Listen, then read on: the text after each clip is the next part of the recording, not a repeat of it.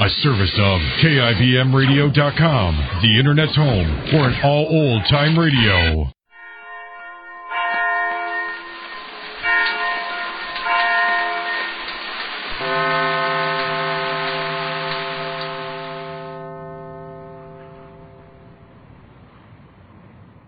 Now, the Roma Wine Company of Fresno, California presents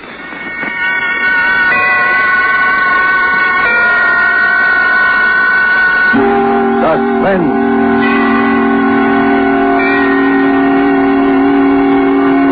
Tonight, Roma Wines bring you The Story of Ivy by that high priestess of the art of suspense, Marie Belloc Lowndes, and starring the young actress whose performance you admired in the picture An American Romance, Miss Ann Richards.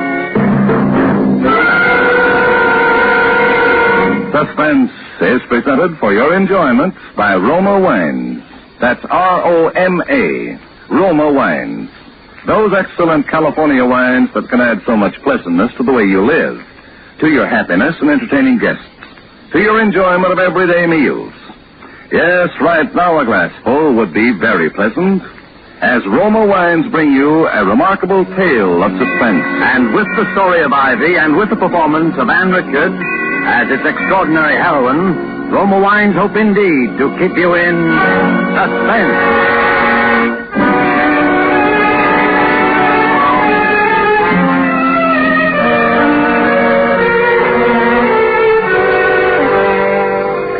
The Story of Ivy. Ivy Lexton's own story is told to Victoria Matthews, an exclusive feature of the Morning Herald. I wrote it in the first person, Mrs. Lexton. I hope you don't mind. Oh, it doesn't matter so long as the story is accurate. You can understand my anxiety, Miss Matthews. After all, I owe it to my public. Yes, of course. Perhaps you'd like to read it through and make suggestions before signing the release?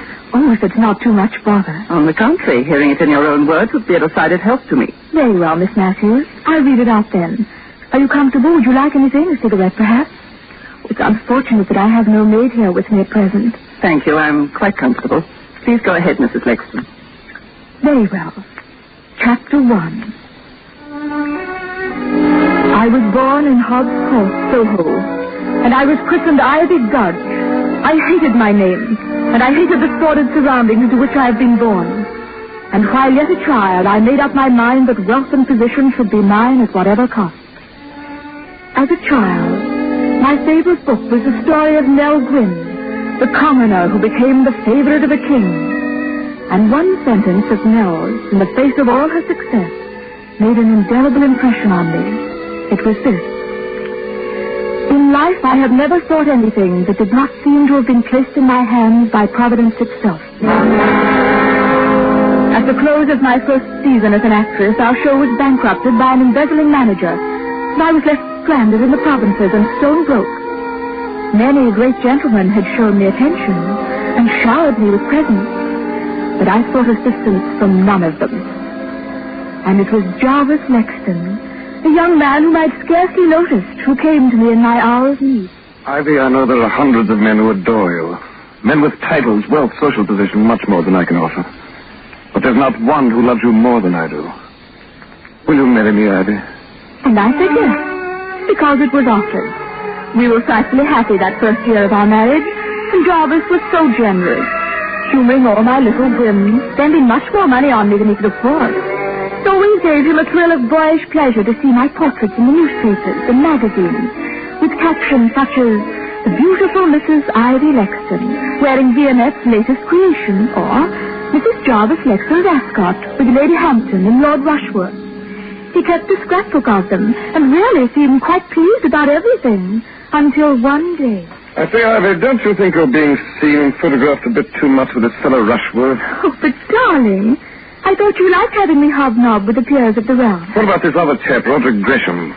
You know, it does seem a bit thick for me to work my head off 12 hours a day, figuring out ways to finance your clothes and jewels so you can be photographed with other men. It's got to stop in any case, Ivy. We're broke. Oh, you mean our money is all spent up? We're wiped out. The bailiffs attached my office furniture. I can't even pay the rental on this flat. Oh, what are we going to do, Jarvis? I'll let you figure that one out. You're so good at spending money, perhaps you can think of a way to make some.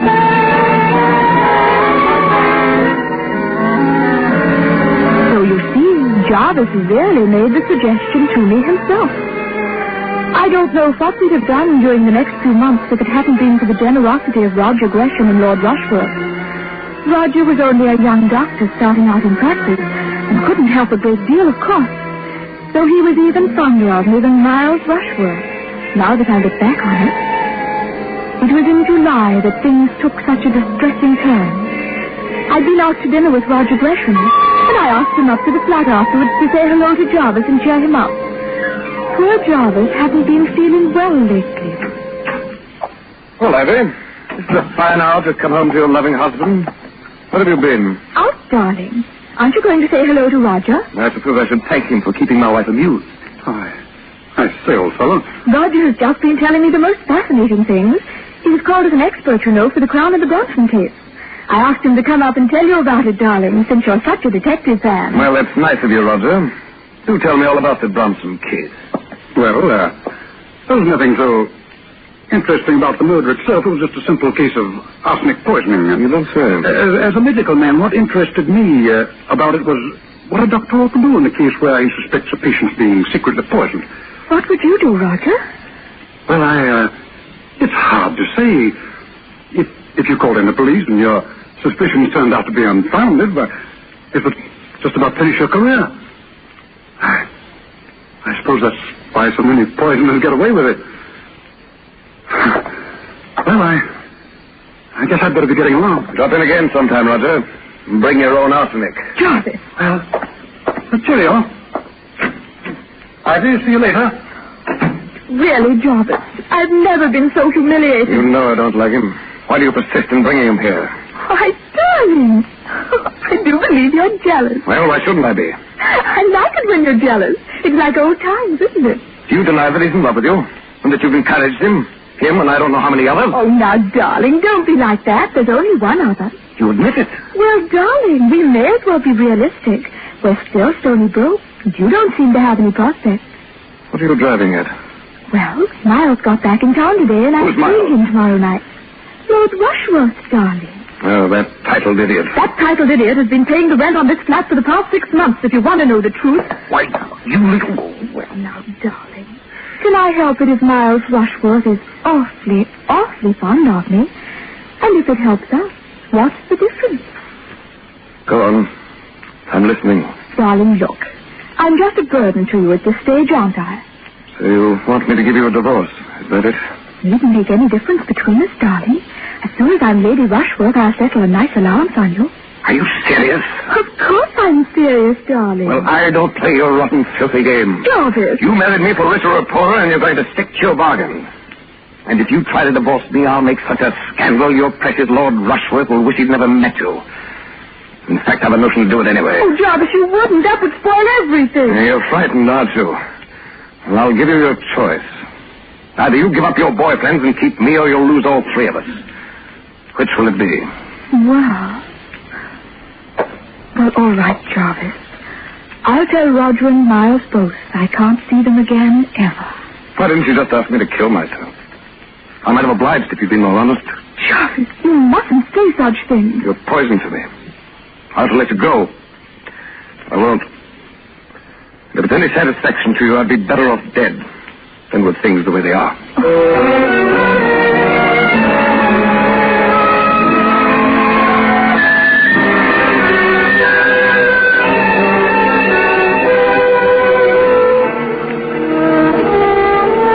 So you see, Miles, I simply can't go on seeing you. It isn't fair to Jarvis. Is he being fair to you? You don't understand. I'm all he has left now. You're so good. So innocent. Can't you see he's just holding on to you out of spite? Has he done one thing? Has he even tried to get a job so that he can support you? I married him for richer or poorer, until death do us part. Then I pray death be merciful to us both, Ivy. Oh, you mustn't say such things. It's wicked. I'm sorry, my dear. Ivy, I wanted to give you this little remembrance. I had hoped to give it you under happier circumstances, but please accept it now as a farewell present. Oh, Lord Rushworth, you shouldn't have. Only a little thing, the little handbag you admired so much. We saw it in Partier's window. Oh, the one with the emerald clasp. Oh, you shouldn't have. Oh, it must have cost a fortune. Look in the mirror. Oh. The emerald matches your eyes. You will accept it, won't you? Oh, Miles, I'll carry it with me always.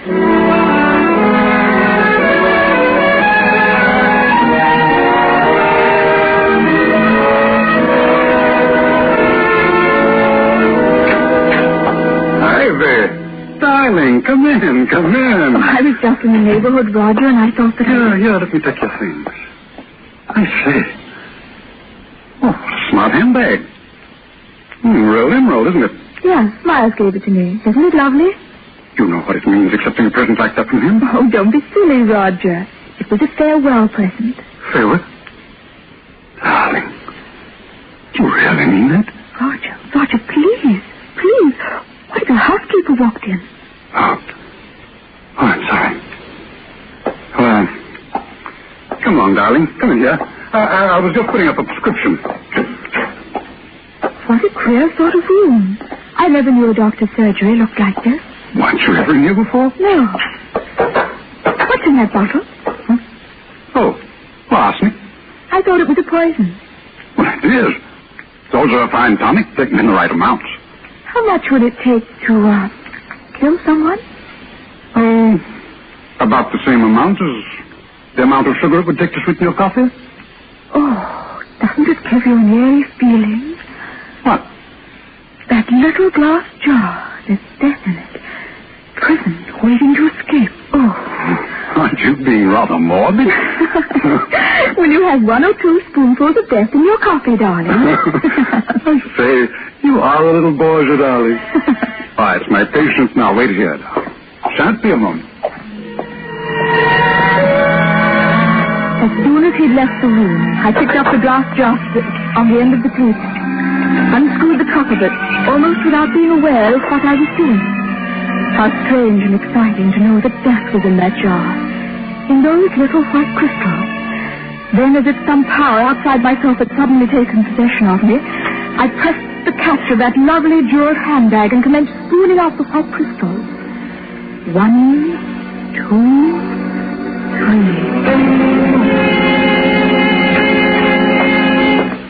Sorry to be so long, darling. I had to listen to a recital of the Colonel's symptoms. Oh, that's all right. I was just fixing my makeup.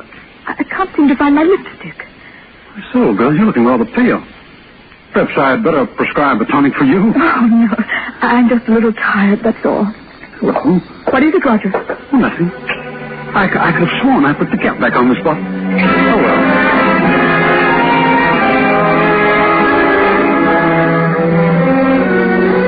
On the bus, all the way back to Kensington, I kept wondering why I had done that funny thing. It seemed as if everyone was staring at me under the little handbag with the emerald clasp. In a momentary surge of panic, I wondered if they guessed my secret. The little white crystals of death I had carried away with me. For what? For whom? Then of a sudden it came to me. Providence had placed in my hands the means of helping my poor, unhappy husband.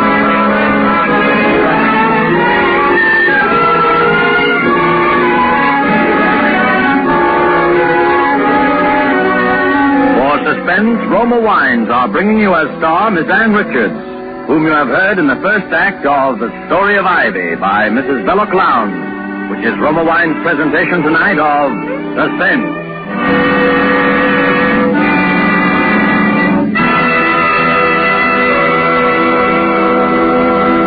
Between the acts of Suspense, this is Truman Bradley for Roma Wines. Gracious hostess Elsa Maxwell makes this timely suggestion. During the warm weather, I'd suggest you try America's smartest, coolest drink. Refreshing Roma wine and soda. So simple, and yet so charming. When the temperature soars, enjoy iced, thirst-quenching Roma wine and soda. Simply half-fill tall glasses with good Roma California Burgundy or Roma California Sauterne. Add ice cubes and sparkling water. A little sugar if you wish. And for a decorative touch, garnish with cherries and slices of fruit. The secret of the flavorful goodness of Roma wine and soda is the distinguished Roma wine, unvaryingly good, always high in quality of bouquet, brilliance, and taste. the result of selected grapes, slowly brought to perfection in California's choicest vineyards, carefully, unhurriedly, guided to flavor fullness by the ancient skill of Roma's famed wineries. Yet all this goodness is yours for only pennies a glass. Remember, because of uniformly fine quality at reasonable cost, more Americans enjoy Roma than any other wine. R-O-M-A, Roma wines. And now Roma wines bring back to our Hollywood soundstage Ann Richards, who continues the story of Ivy, a play well calculated to keep you in suspense.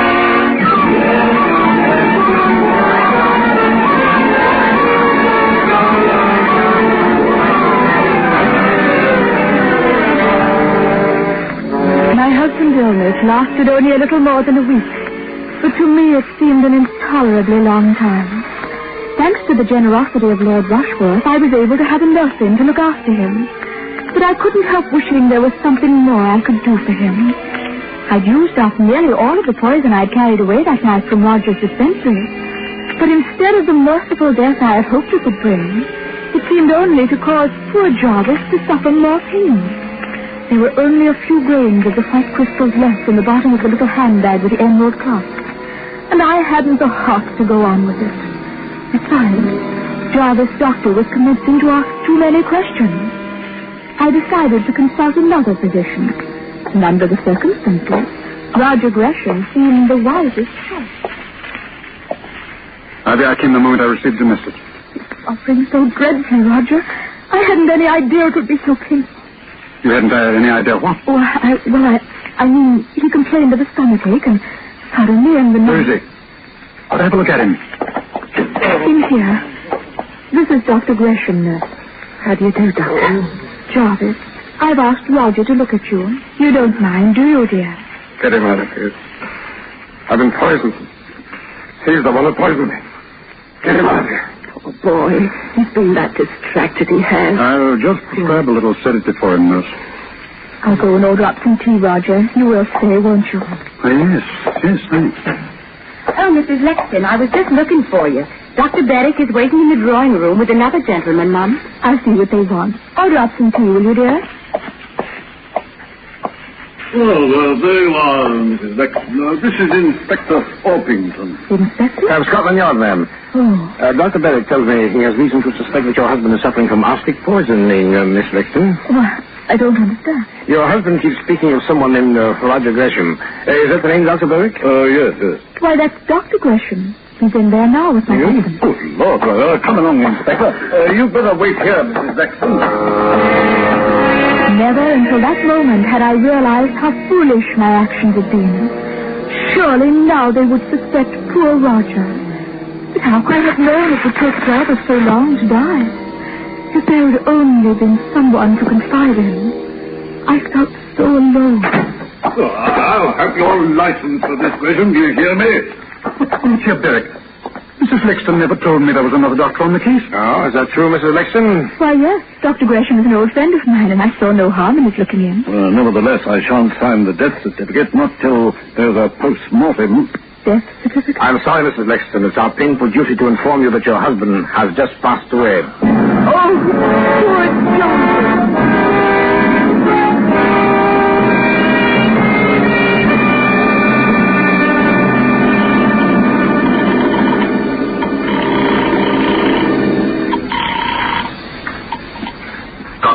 Speaking.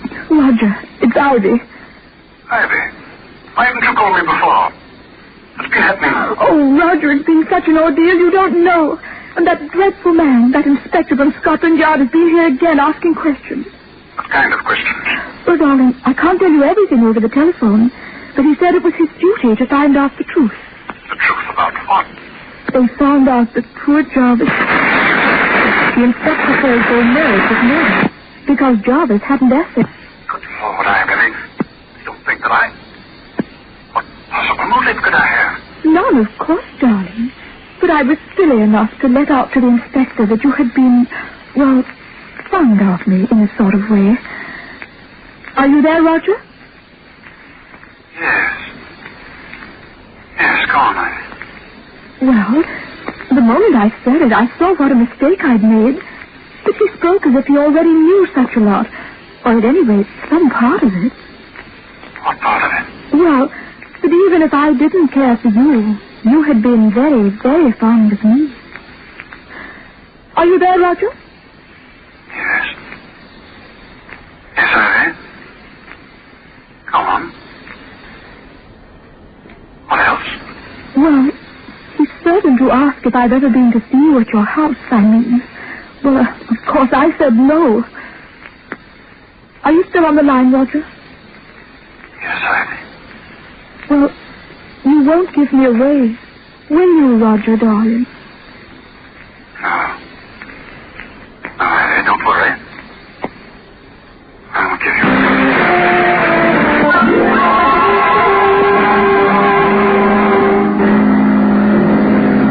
Roger Gresham.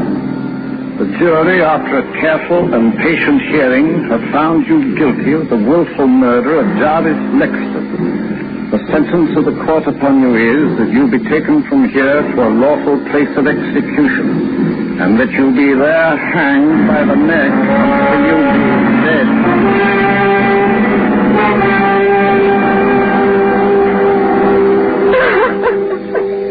There, my dear. You mustn't give way like this. I can't help it, Miles. In such a shock. First, poor Jarvis and I. Well, it's all over now. Now, look here, Ivy. Why not take a long voyage somewhere far away from here? The sea air is marvelous for getting one's troubles. Make a fresh start somewhere. Rio, for instance. Oh, I've always wanted to see Rio. Perhaps we can go there for our honeymoon. Honeymoon? You thinking of remarrying? Why, Miles, darling, of course. Don't you remember what you said? If I were only free. Well, I'm free now. Ivy, I don't quite know what to say. I'm very fond of you, of course, and I'll gladly lend you any financial assistance, but as for marriage, particularly under the circumstances, you must know there's a great deal of talk about you and Gresham. Oh, sure you don't believe those stories? There's never been anyone but you, Miles. If I'd met you before I met Jarvis... Which would never have been in any case, Ivy. Surely you realize that. Oh, I'm not good enough to be Lady Rushworth. Is that what you're trying to say? Too good if you like. Well, it's not my choice in any case. I was born with this name, and I have a certain responsibility. You stuffy snob. No, I wish I could make you understand. Yes, my mother, for instance, she's an invalid. Her heart, you know. Well, if I were to marry, I believe the shock would kill her. Oh, but the things you said, the present you gave me, what was I to feel? I'm sorry if you thought I was leading you on. The night I gave you the bag, The emerald bag. You were saving it for the kiss-off. Was that it? Well, that's rather a crude way of putting it. It matches the color of your eyes, you said. And I said I'll carry it with me always. Funny, isn't it? No, Ivy, please, certainly. Don't you, Ivy, please me. I want them to hear. Perhaps the whole world will hear one day that Ivy Lexton poisoned her husband for Lord Rushworth. Ivy, what are you saying? 2 lives weren't too much for Ivy to sacrifice, and the risk of her own life meant nothing. She wasn't good enough for my lord. You, dear, sweet little Ivy Lexton. Oh, I can't believe it. Well, let me tell you something you can believe. I never loved you. I loved your money and the title. I wanted to be a lady. Oh, what a joke. Well, I'm not sorry. I've always hated your kind deep down inside me. Cowards, all of you. Anything to save face, anything. Roger Gresham going to the gallows because he's too much of a gentleman to tell the truth. That I was in his flat the night Jarvis was poisoned. You let an innocent man be hanged? If he'd loved me as he pretended to, he would have killed Jarvis. If he'd been a man instead of a gentleman. If any of your kind were real men. Well, I've had enough of it. Take your foul present. Pretty little thing, isn't it? A little handbag. And so expensive, too. The emerald matches my eyes, does it? Get out of here and take it with you. No, thank you. I'm not in the market for emeralds this season, my lord. They cost too dear.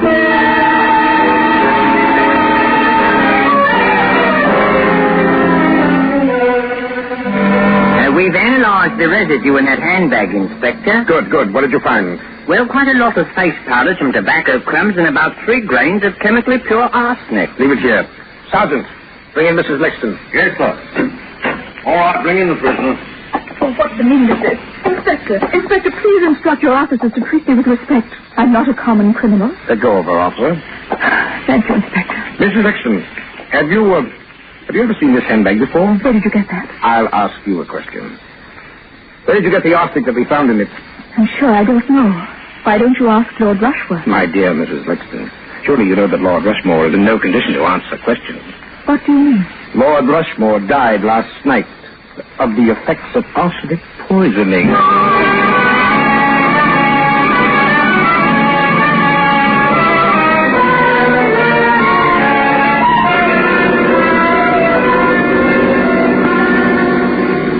And so, as my story draws to a close, it's a comfort to me as I sit here in the condemned cell to know that so many loyal friends still believe in my innocence, in spite of all the ungentlemanly things the Crown Prosecutor said about me during the trial.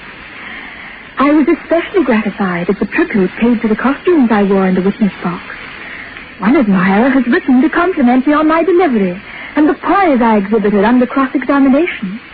I am told that my remarks were clearly audible in the very back row of the spectator's seat, in spite of the overcrowding. And on the final day of testimony, I received that greatest of all the tributes an actress can command. My audience was moved to tears. And so, in spite of all the misfortunes that had befallen me and my loved ones, I have at last realized my life's ambition. The end. Husband? Well, Mrs. Lexton, does it meet with approval?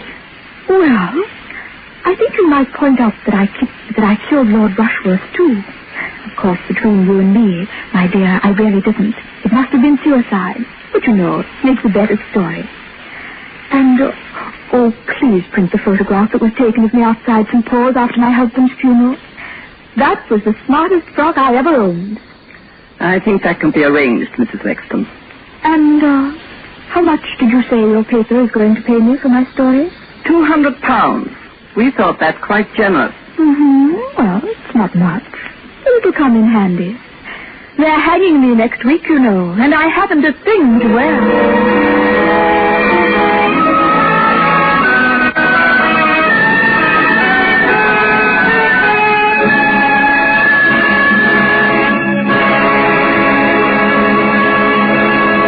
And so closes the story of Ivy, in which Roma Wines have brought you Ann Richards as star of tonight's study in Suspense. Suspense is produced, edited, and directed by William Spear. Before Miss Richards returns to the microphone, let me say a word for Roma Wines, the sponsor of Suspense. Famed hostess Elsa Maxwell recently said this about gracious entertaining. Serving glorious amber golden Roma California sherry is truly a distinguished expression of hospitality. Your guests will appreciate the delightful flavor, aroma, and color of Roma sherry. Before dinner and during the evening, serve cool. From California's choicest vineyards come distinctive Roma sherry and all other fine Roma wines. The quality of Roma wines never varies. Always the same tempting flavor, always pleasing to the palate, yet cost only pennies a glass. And the next time you use vermouth, choose Roma vermouth. Zestful, full-flavored Roma vermouth is blended, developed with all the traditional winemaking skill of the Roma wineries, is made and bottled in the heart of California's famous vineyards, yet surprisingly low-priced. Try Roma vermouth soon, won't you? This is Ann Richards with a very important word.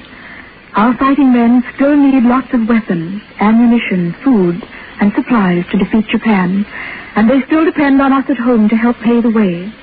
There will be one less war loan this year.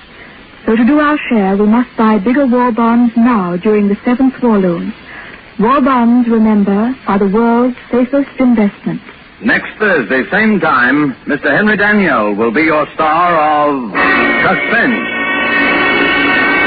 Presented by Roma Wines, R-O-M-A. Made in California for enjoyment throughout the world. This is CBS, the Columbia Broadcasting System.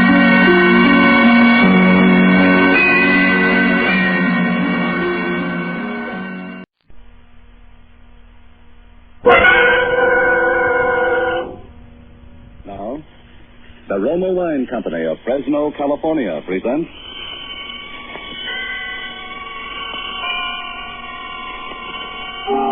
Suspense.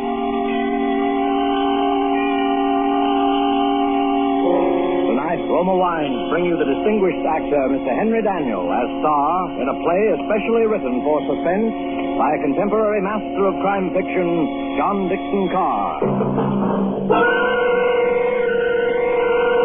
Suspense is presented for your enjoyment by Roma Wines. That's R-O-M-A, Roma Wines. Those excellent California wines that can add so much pleasantness to the way you live, to your happiness in entertaining guests, to your enjoyment of everyday meals. Before we bring you Henry Daniel and our Suspense play, here's a brief message from famed hostess, Elsa Maxwell. When even so simple a main dish as a steaming, fragrant dish of spaghetti or beans is surrounded by bright green salads, golden rolls or muffins, and brilliant Roma California burgundy, the food is more appetizing, more enjoyable. And for a summery touch, a vase of flowers. Perfect color complement to the deep, rich beauty of Roma burgundy. You'll enjoy the fruity, robust taste, the tart piquancy of distinguished Roma burgundy, served cool. Truly a masterpiece of fine winemaking. Like all Roma wines, Roma burgundy is unvaryingly good, always high in quality of bouquet, rich in color and taste. The happy reward of selected grapes, brought slowly to perfection, gently pressed, then carefully guided to flavor fullness by the ancient skill of Roma's noted wineries in California's choicest vineyards. Yet all this goodness is yours for only pennies a glass. Remember, because of uniformly fine quality at reasonable cost, more Americans enjoy Roma than any other wine. R-O-M-A, Roma Wines. Yes, right now a glassful would be very pleasant, as Roma Wines bring you a remarkable tale of suspense. And with the dealings of Mr. Markham, and with the performances of Mr. Henry Daniel in the title role, and of Joan Loring as Judith, and Gavin Gordon as Ronald, Roma Wines hope indeed to keep you in suspense. This is the story of a man who commits murder and gets away with it. Does the idea shock you? Do you believe that justice must always be done? But let's be honest with ourselves. You and I needn't be cynics to know that justice is very seldom done. Innocence flinches. Guilt is childlike and bland. Innocence is imposed upon. Guilt encompasses all things, even a successful murder. And I know this because I was the murderer. Because I was the murderer, you say? Oh, no. Inquire at Scotland Yard. I was the victim.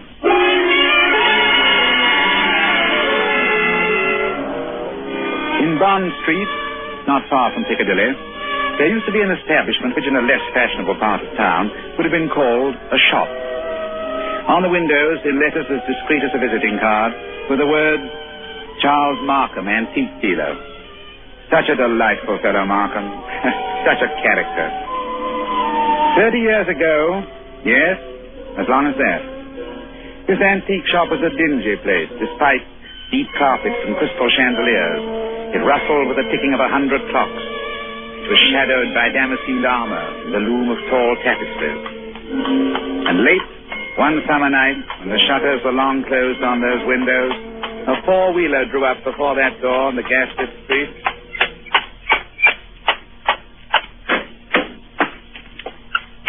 That's all, cabby. You needn't wait. Very good, miss. Good night. Good night. Come on, get along, horsey. He must be there. He must be. I won't go back to that place. I'll kill myself first.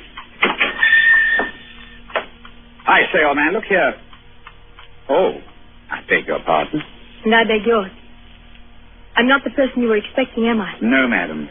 As a matter of fact, I was expecting a police officer. A police officer? Merely an old friend who often drops in for a talk and a drink. Oh. You are Mr. Markham, aren't you? Yes, my name is Markham. Can I be of any service to you? I want to come in.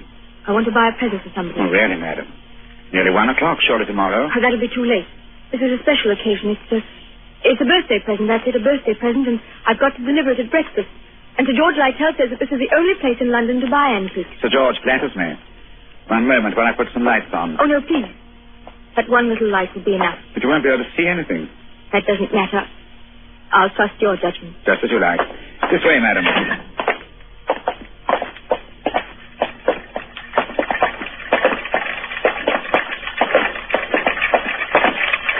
What's that? That noise? You mean the clocks, madam? There are more than 100 clocks in this room. I'm very fond of them. Might I interest you perhaps in a clock? No, I hate them. All the same, this grandfather clock might amuse you. What about it? Observe the signature. Johannes Carver, Londini. Dated AD 1762. You could see better, madam, if you raised that veil. I'll keep my veil down, thank you. Just as you please. But look at the clock. I open the glass space like this. I push the minute hand forward like this.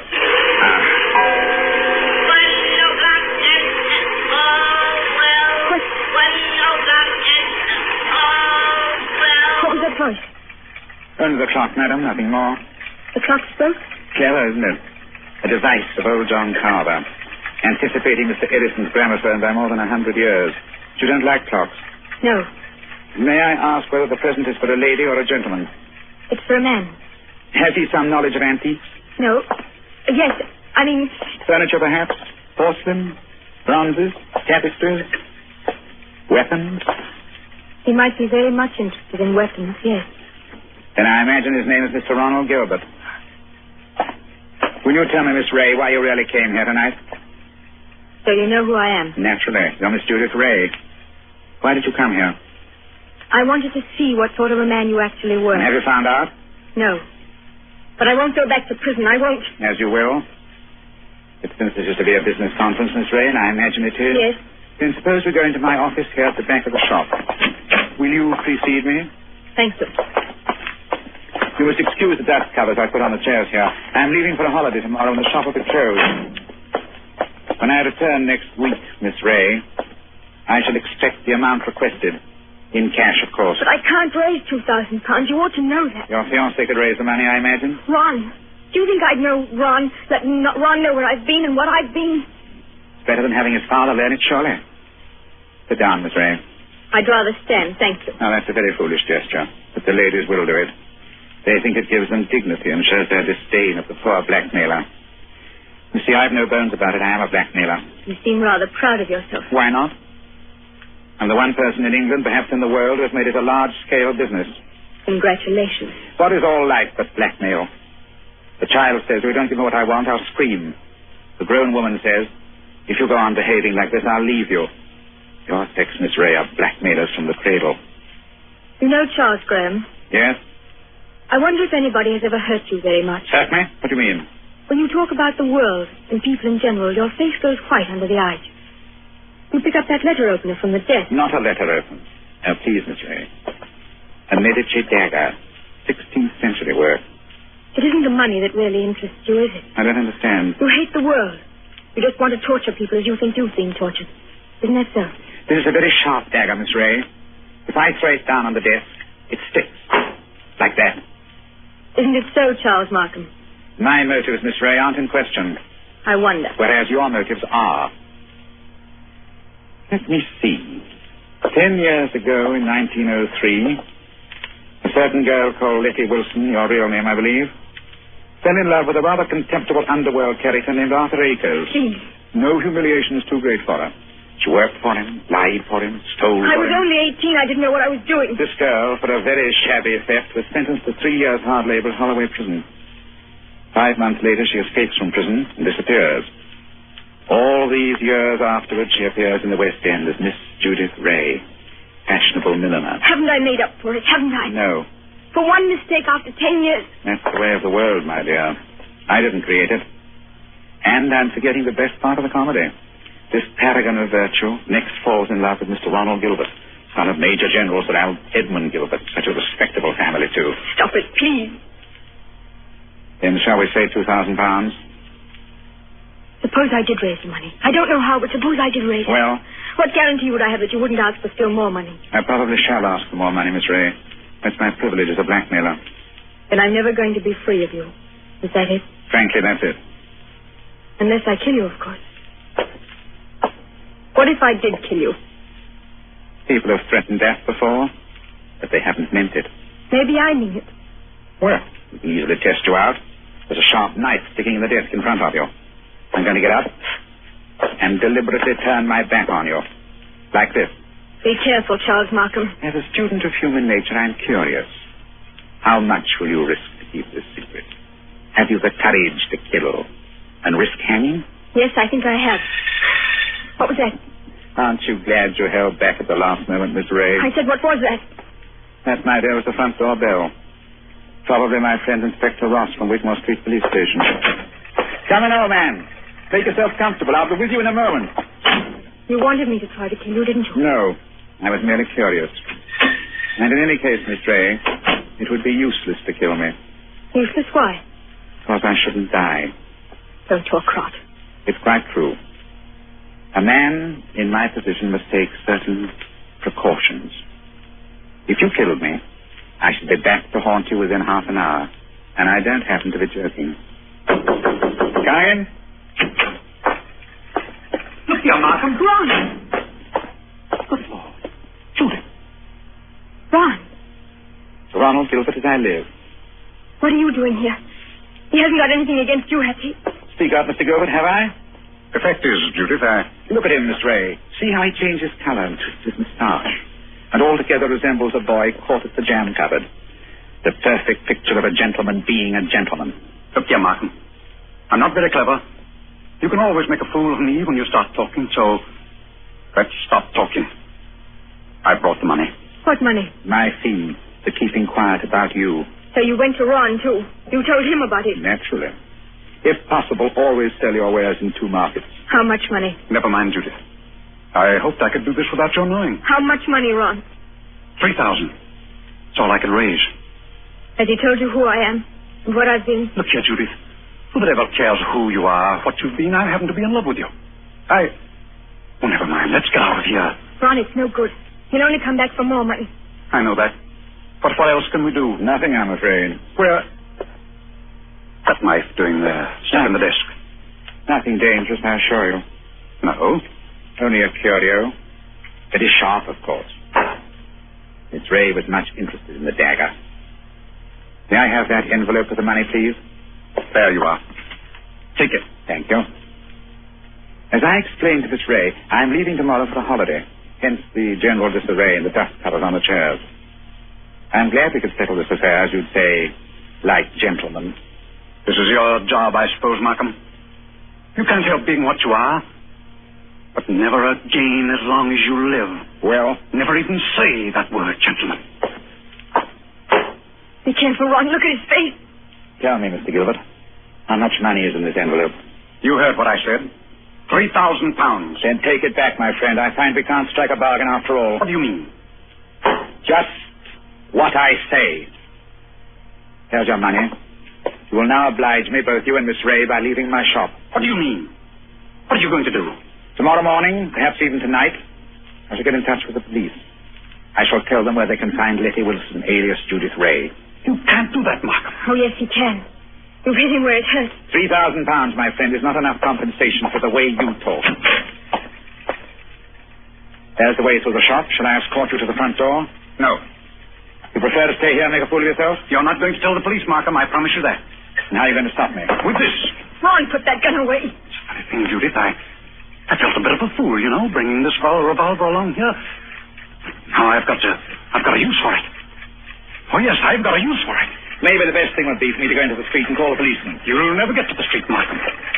Get back in here. So both of you, it appears, came here under false pretenses. You said you wanted to pay me some money. The money's still there, but you've lost your chance to get it. And our dear Judith said she wanted to buy a present for you. I showed her this grandfather clock here, this talking clock. Don't go a step beyond that clock, Markham. I warn you. Wouldn't dare. Wouldn't I? No. And I'll call your bluff. 1 step, 2 steps. Ron! Oh. I know your whole silly tribe. You wouldn't risk... You wouldn't... What's happening to me? Don't try to grab at the clock, Markham. It won't save you. You wouldn't risk your life. You wouldn't risk your family position. You would.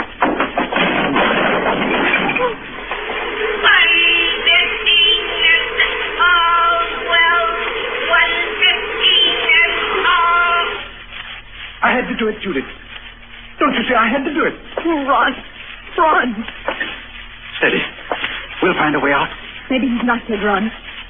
Go and look at him. He's dead, all right. Please, Ron, go and look at him. Well? Shot through the heart. Bullet went clean through him and smashed the face of the grandfather clock. It's all I can see in this dim light. This isn't happening to us. It can't be happening. That's the thing. I'm scared. You're not going to give yourself up. Have this whole thing made public? No fear. Wait a minute. There may be a way out. What way? He said he was going for a holiday. It means his absence won't be noticed. Shop will be closed. Nobody will come here for days, and certainly nobody will come here tonight and... Police officer. I forgot the police officer. What police officer? A friend of Markham's, Inspector somebody from Wigmore Street. He was expected here tonight. Then we're finished. Ron, could you pick up Markham and carry him? Yes, sir. I could manage that. Why? There must be a back way out of the shop, probably in the office. Hurry, Ron. Why? I don't like to touch you. Hurry, Ron, please. It's as heavy as a sack of meal. It seems to be looking straight at me. I know. Everything here seems to have eyes and to move a little in the shadow. Did you see the expression in Markham's eyes just before you... No. I didn't notice. He seemed to be looking behind us, or beyond us. I don't know how to describe it. And he said something, too, that scared me. He said he couldn't die.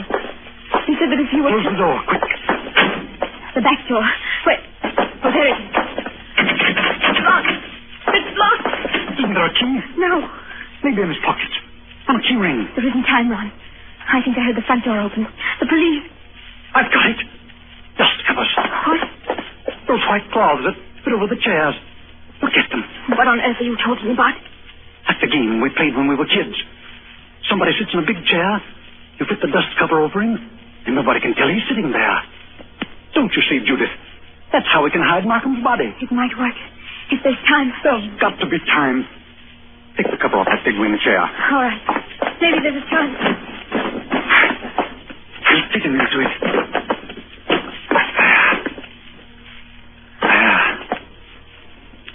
Now, put the cover back again. Pull it down around the feet.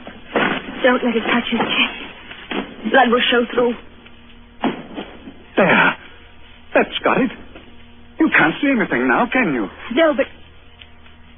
Ron. Well? What did you do with the gun? Gun?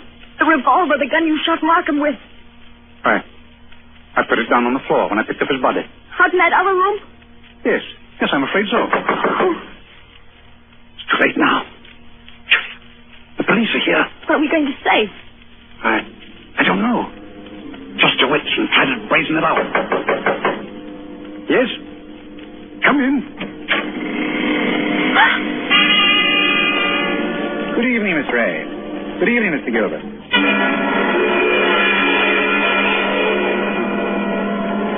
Charles Markham. Lord Charles Markham. Correct, Miss Ray. But why should that surprise you? Why do you look as though you were seeing a ghost? Because we are seeing a ghost. If you're Charles Markham, whose body is it? Judith. Be careful. Body, Miss Ray. Did you say body? Miss Ray is upset. She doesn't know what she's talking about. If you killed me, I should be back to haunt you within half an hour. That's what you said. Indeed. My dear young people, you're very welcome. But the situation is surely a little odd. I come in here and find you two looking as guilty as a pair of murderers in my private office in the middle of the night. There's nothing odd about it. I wanted to buy Judith something. At 1 o'clock in the morning? Yes, why not? May I ask how you managed to get in? The front door was open. We just walked in. And you say there was nobody else here? There's nobody here, Mr. Markham, not a living soul. Then you didn't by any chance meet my brother? Your brother? Brother? Yes, my brother, Robert. You couldn't have mistaken him if you had seen him. He looks so much like me that few people can tell us apart. And that's it. Poor Robert often deputizes for me. He's learned to act like me, think like me, talk like me. But he doesn't like the work much.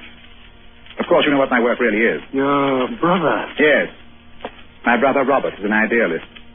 He thinks, poor fellow, that my profession is beneath contempt. He acts the part and acts it well because I pay him. And I find it useful to have a double who'll run risks for me. What have you done with his body? We haven't done anything with him. My friend, if you've killed Robert, you've committed a totally useless murder. You don't see him here, do you? No. But I see his handiwork. Meaning what?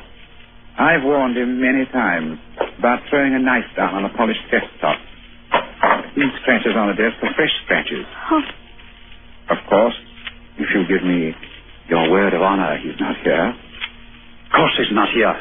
Well, in that case, all we can do is sit down and make ourselves comfortable.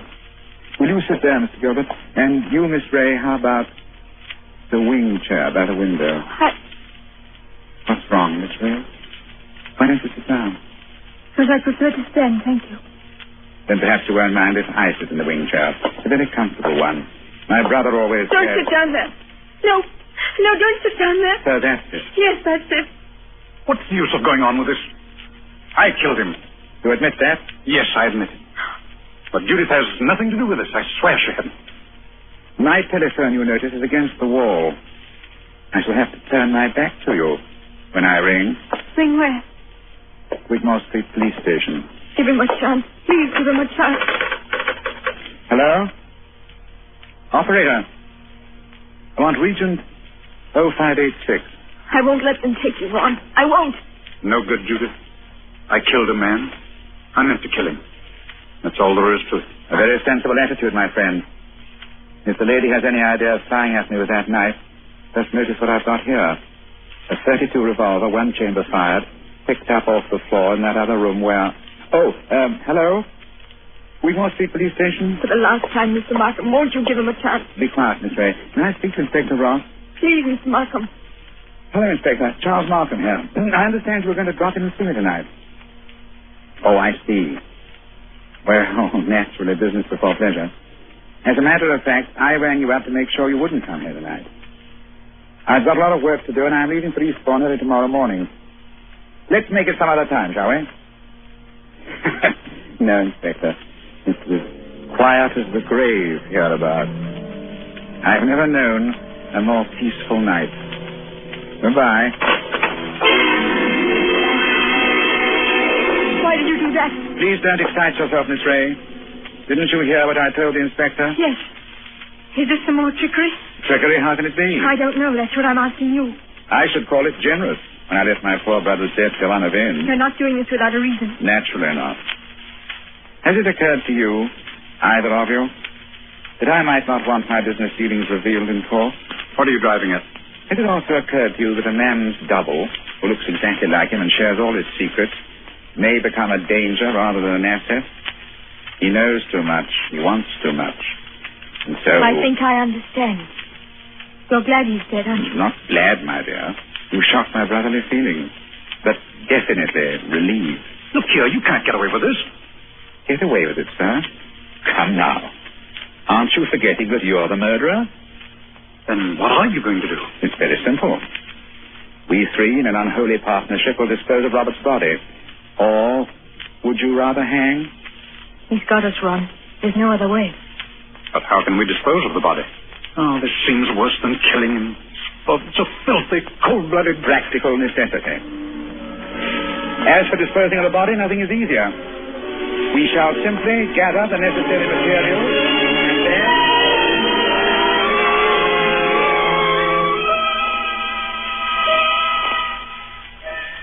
And so, as I said before, this is the story of a man who commits murder and gets away with it.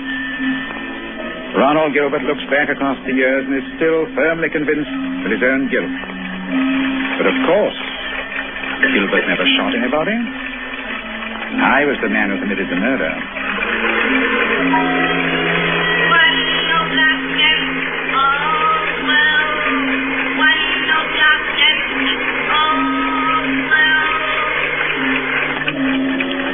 Don't you remember? The bullet that killed my brother is supposed to have passed through his body and smashed the face of the grandfather clock. But that's an impossibility. The face of a grandfather clock is much higher than the heart of a man. You see, 2 shots were fired at the very same instant. Gilbert missed and smashed the clock face. I fired from the door of the office and did not miss. That is why my brother looked past those 2. I went out by the door, at the back, locked it, and reappeared at the front afterwards. It was not Robert Markham who died. I am Robert Markham. It was Charles who died that night, and I killed him to stop forever the wholesale blackmail that was poisoning the lives and blasting the hearts of 1,000 half-crazed people. His records I destroyed, his correspondence I burnt. He's dead and gone. I have assumed his name and his identity ever since. Yes, I committed a murder. And yet, if you sat on a jury, dare you say that you would condemn me? Oh, come now. Would you?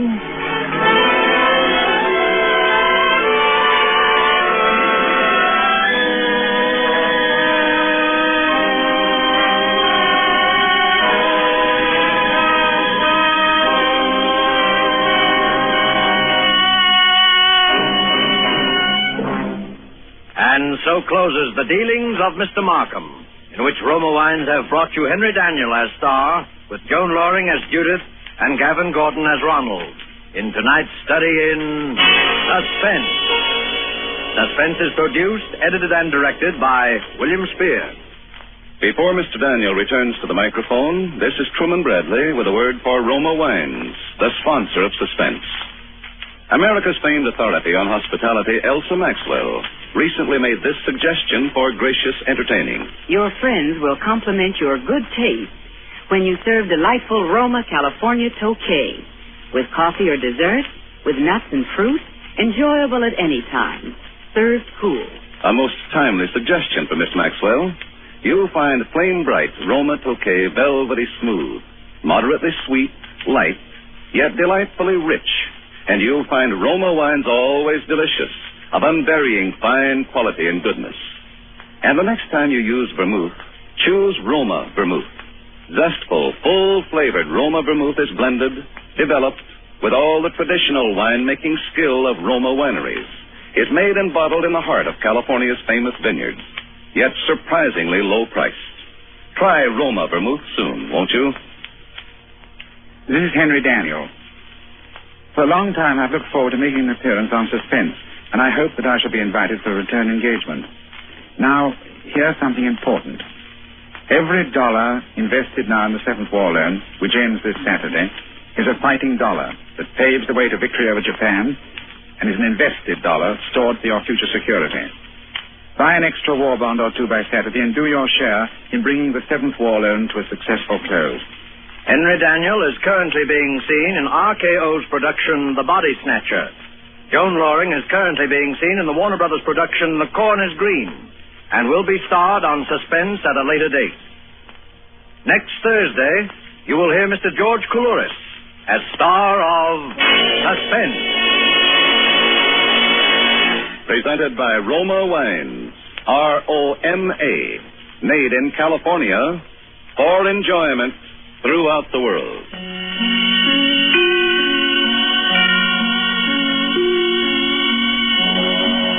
This is CBS, the Columbia Broadcasting System.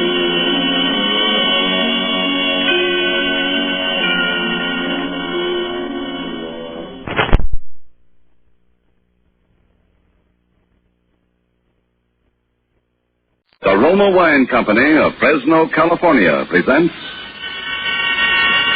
Suspense. Tonight, Roma Wines bring you the distinguished actor, Mr. George Coulouris, as star in The Last Detail, a suspense play produced, edited, and directed by William Spear.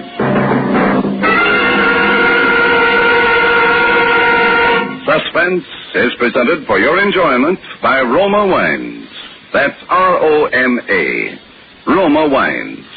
Those excellent California wines that can add so much pleasantness to the way you live, to your happiness and entertaining guests, to your enjoyment of everyday meals. Yes, right now a glassful would be very pleasant, as Roma Wines bring you a remarkable tale of suspense. And with the last detail, and with the performance of Mr. George Coulouris as Professor Moffat, Roma Wines hope indeed to keep you in suspense. Something escapes me. One small detail in all the incredible events of these last weeks. And without it, the pattern is incomplete. I think I dream about it. Yes, I'm sure I do. But I've lost the ability to reconstruct my dreams. I wake up with only a fragment, a ridiculous shred of my unconscious mind. I dream that I'm in my laboratory, standing before a rather large cage. An assistant beside me. What are you doing, Professor? Huh? Oh, hello, Peter. Recording the behavior of this great ape. Oh, everything he does, huh? Yes. There are times I almost believe he's able to reason. But, of course, that's impossible. This the one you call Carlotti? He calls himself Carlotti. And look, now he's pretending that he's the scientist. He's taking notes on me.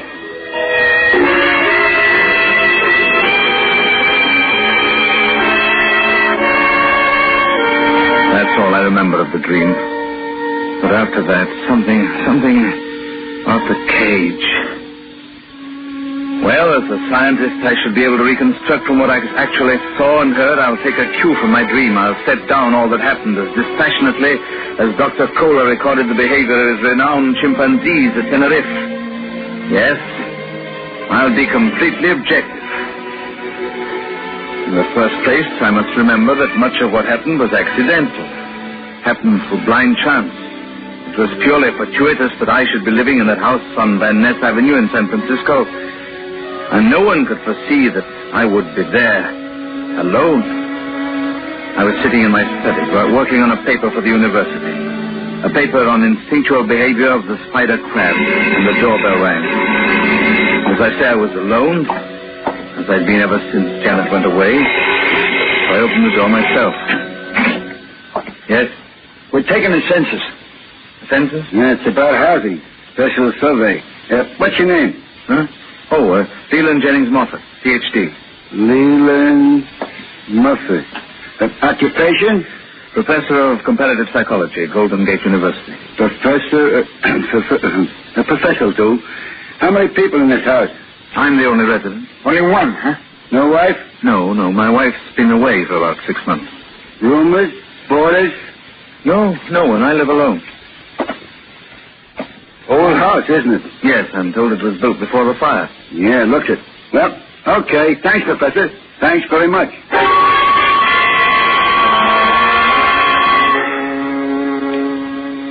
Yes, that was the beginning. A week later, I got the letter. Dear Professor Moffat, I'm an amateur in your field, comparative psychology, but I've made a discovery in my private laboratory which I want you, a foremost authority, to check for me. If you find my observations have been correct, I'd also like you to take full credit for the discovery, since I dislike publicity. To avoid premature and adverse notice, please tell no one about this, but phone me collect for information. Anthony Carlotti, Carlotti Realty, Los Angeles. Well, Janet would have been wary of such a letter, but I suppose the one weakness of a higher intelligence is that it's slow to simple animal suspicion. Well, in any case, I phoned Mr. Carlotti at once. His secretary told me that if I caught the morning plane, Mr. Carlotti would meet me at the airport in Los Angeles. Pardon you, Professor Moffat? Yes, Mr. Carlotti? No, I'm just one of the boys. I was sent to pick you up. Oh, thank you very much. Do you work for Mr. Carlotti? I guess you'd call it that. That bag yours? Yes, it is. I got a car right over there. Let's make it snappy. Oh, fine. I wonder, have I met you somewhere before, Mr... just call me Pete. You might have. I've been here and there. Oh, well, I don't suppose it's likely, but still, you look very familiar. There's a million mugs like my Professor. Here. You're riding back. Very well. Oh, my, this is luxury. For the poor, nothing but the best. All set? Yes, all set. Tell me, do we have far to go? Huh? Oh, no, not far. in Bel Air. Bel Air? Well, he lives there? Sure, some layout he's got. It's quite a change for you, Professor. Huh? Oh, you're one of the census takers. You were at my house last week. Look, Professor, I made a slip. Forget it, will you?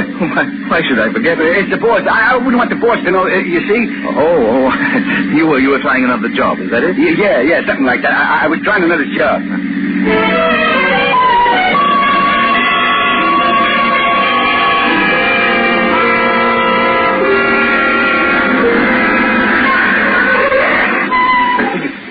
Mr. Carlotti lives here? Yeah. Some check, huh? Slip me that bag, Professor, and I'll take you to meet the boss. Oh, thank you. Well, is his laboratory here in the house? His which? His laboratory, where he conducts his experiments. Oh, no, he doesn't do any experiments here. Come on. Yeah, some layout, huh? Swimming pool and all them flowers. Yes, and the house must have 20 or more rooms. Closer to 30, I bet. After you, Professor. Huh? Oh, thank you. Hiya, Nosy.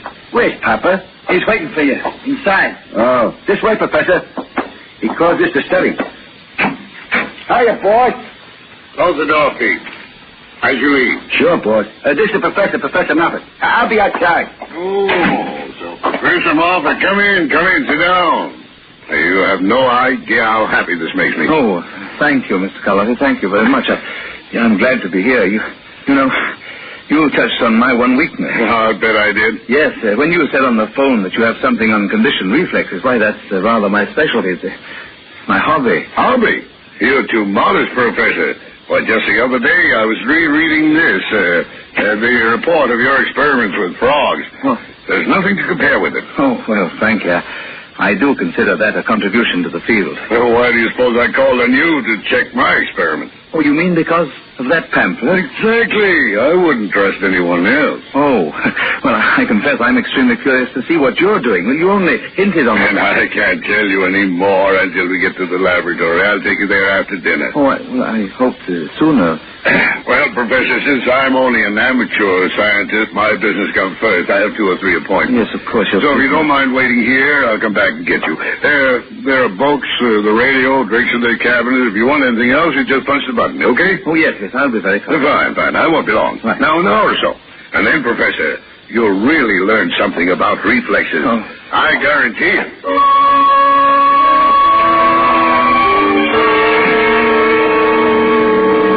He went out, and I took a book off the shelf and settled down to read. Yes, but my mind wandered. Mr. Carlotti intrigued me. He certainly wasn't an intellectual in either appearance or manner. Altogether a bit coarse, ruthless looking. And I was quite sure that his capacity for abstract thinking was limited, to say the least. Yet the report on my labyrinth experiments with frogs had been stimulating to even so dull a mind as his. Well, I walked over to his desk and looked down at my pamphlet with a feeling of some little satisfaction. I picked it up and idly flipped the pages. And it was then I realized that something was terribly wrong. Because in the pamphlet which Mr. Carlotti told me he had read twice, the pages were still uncut. I threw it down on the desk and went to the door. The door was locked.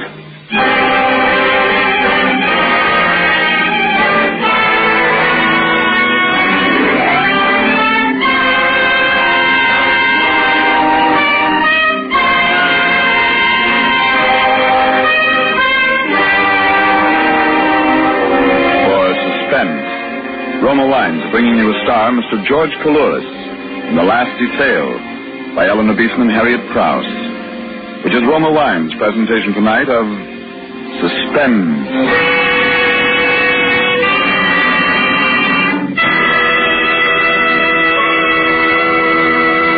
Between the acts of Suspense, this is Truman Bradley for Roma Wines. Elsa Maxwell is famous not only as a hostess, but also for her helpful suggestions on how to entertain more graciously. Recently, she said, "The next time you have friends for dinner, add to their enjoyment of the food and give the occasion a gracious, festive touch by serving distinguished Roma California Burgundy. Even when ration points are low, your simple menus take on added glamour added flavored goodness with Roma Burgundy. Serve well cooled. Yes, Elsa Maxwell's suggestion is one that lends enchantment to dining.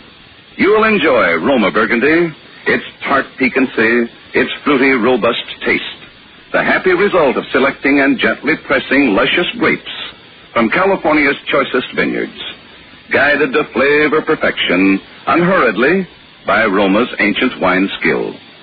Good Roma wines never vary, are always enjoyable, yet cost only pennies a glass. Remember, because of uniformly fine quality at reasonable cost, more Americans enjoy Roma than any other wine. R-O-M-A, Roma Wines. And now Roma Wines bring back to our Hollywood soundstage George Coulouris, who in the character of Professor Moffat in The Last Detail continues a narrative well calculated to keep you in suspense.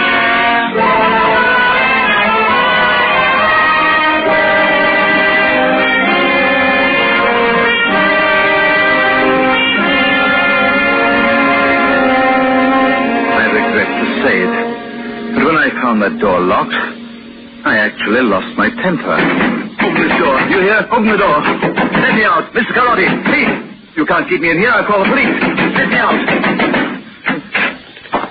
Oh. Well, Mr. Carlotti. Oh, something wrong, Professor? Look here. Why is this door locked? Why, locked? Oh, it has a spring lock, and I'm afraid the spring is weak. Well, I thought it did pick. I rang the buzzer and pounded on the door, but no one came. Oh, I'm terribly sorry to have kept you waiting. You've done more than keep me waiting. You've thoroughly annoyed and angered me. What's going on? Why did you bring me down here? Why, to make experiments. Yes. It's my pamphlet. You said you read it. Twice. Well? The pages haven't even been cut. Look. Oh, not that copy. That's a copy I'm sending to a friend, another fan of yours, Professor. My copy's in the reference library at the laboratory. Oh, I'm awful sorry you misunderstood. Oh, well, I'm not sure that I have misunderstood. Well, what about this trip to your laboratory? Well, we go there now. Pete has the car outside, and I've invited a friend of mine to go with us. His name is Sam Schwartz. I think you two will have a great deal in common. Well, Professor? Oh, well, all right. Let's hurry, then. I want to take the plane back tomorrow, and I also want a good night's sleep. Oh, I give you my word you'll be in San Francisco tomorrow, Professor, and a good night's sleep while you have time to spare.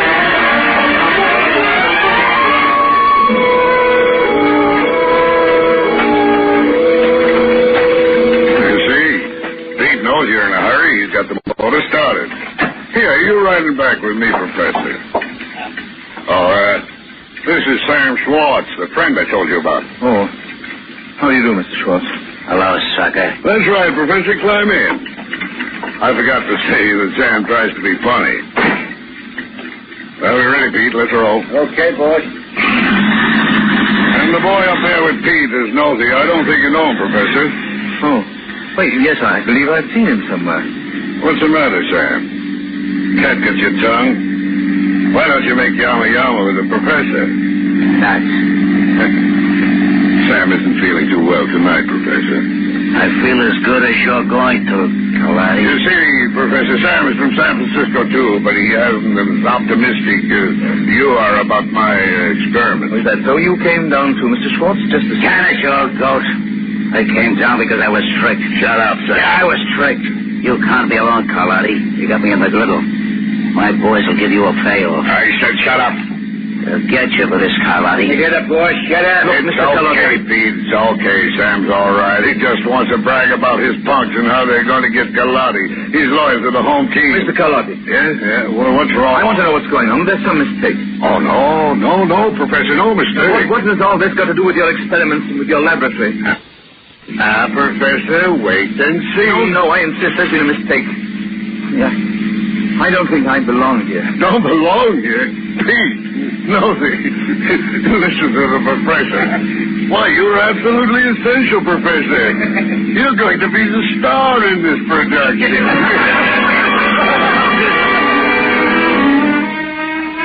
I knew then that events had gotten rather beyond me. So I sat back and began to think, to sort out the facts of my situation in order to be able to deal with them rationally, scientifically. Nosey, the other man with Pete, I knew now was the second census taker. And it was apparent to me that I was part of some plan of Carlotti. That Carlotti was, after all, what he appeared to be, a ruthless, stupid man. Well, at any rate, I would be able to outthink him. The car swung off the highway and pulled up in front of a closed gate over which there was a sign that said rear entrance. A man in a guard's uniform opened the gate, and as our car went through, Carlotti leaned out and said, "Nice going, Mike." The headlights were switched off, and there were no other lights on the narrow drive inside. But on each side of the car, I could see huge open stalls filled with all sorts of furniture, fireplaces, pieces of scenery, and theatrical props. Then suddenly, we were passing through what looked like a city street, and I knew where we were. There's a motion picture lot. Elementary, my dear Professor. Parrot Home Pictures. Oh, I've never been to one before. This is rather interesting. You're going to find it very interesting. Yes, I gather that. Carlotti, tell me, who's going to be killed tonight? Huh? Wise the guy up, Carlotti. Shut up, Sam. Will it be me or Mr. Schwartz or both of us? Well, what makes you think there's going to be a killer? Oh, come now. I've been on alert, I admit it, but I certainly can recognize an objective situation when I have to. Well, you won't be bumped off, not tonight. But my friend Sam here... Why don't you just drill me? What's all the trimming? Well, you know how I like things, Sam, a little gaudy. Oh, and I'm trimming. Is that it? Well, you, Professor, are the works. Because you are going to kill Sam.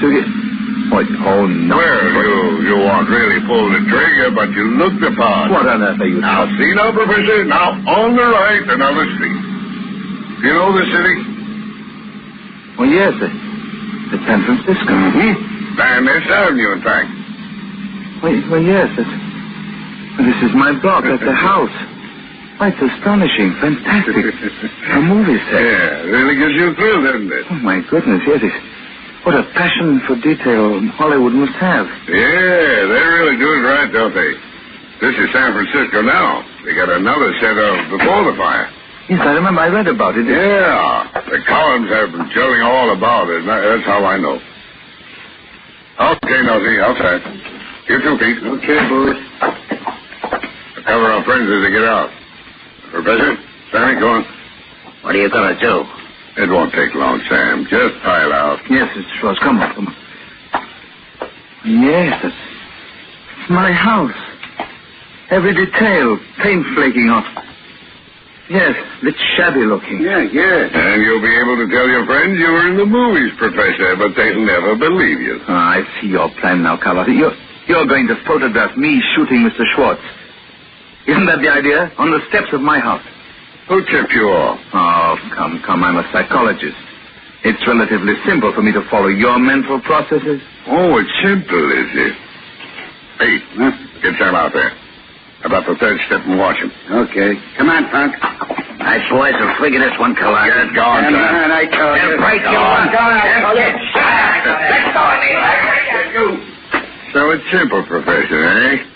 Well, now that you know how I'm going to do it, how do you like it? Oh, it's a colorful plan, unique, but it won't work. You think not, eh? No. To be blunt, you haven't the mind to carry it through. You've bitten off more than you can chew, Carlotti. You haven't the higher intelligence necessary for so much detail. Look, you'll be laughing out of the other side of your mouth tomorrow, so I'll let it pass. That's very well. Now, you take this gun, Professor. It ain't loaded. I'll get up there by that front door. And when I tell you to, point the gun at Sam like you mean it. As I climbed the steps of the set, I was filled with an enormous valid amusement. Carlotti's plan was so ornate, so melodramatic. I could picture his self-satisfaction when he first thought of it, the immature pleasure he derived from working out the details, and I could picture the blind, stupefied obedience of Pete and Nosey when they went to San Francisco to find the right house on Van Ness Avenue. Oh, mine was right. It's because I lived alone. But mine was also wrong because I was trained for detail, trained to see and evaluate. Yes, it was like the reasoning of a human being pitted against that of a fairly adaptable chimpanzee. And as I stood in the doorway of the admirable replica of my house, I looked around quickly for the one or two flaws which I could later use. Flaws which would prove that night I was in Los Angeles and not in San Francisco. Yes, and then Carlotti gave his signal. Okay, Professor. Aim your gun. Hey, yeah? Get Sam moving. and then let it fly. Perfect. What a shot and what a picture. You get that, Pete? Get it to macro. You did good, too, Professor. In that picture, it looked like the real thing. Thank you, Carlotti. I enjoyed it. Suppose everyone likes to act. Yeah, I got to hand it to you, too. You didn't bat an eye. To see a man killed, scientists can't be too perturbed about death. I guess not. No. Pete, get the late Mr. Schwartz into the car and watch the blood. There won't be a drop, boy. I got the coat under him right away. Now, Professor, I promise I'll get you home. Pete's going to drive me there, all the way to San Francisco? Sure. We've got to have Sammy found up there, don't we?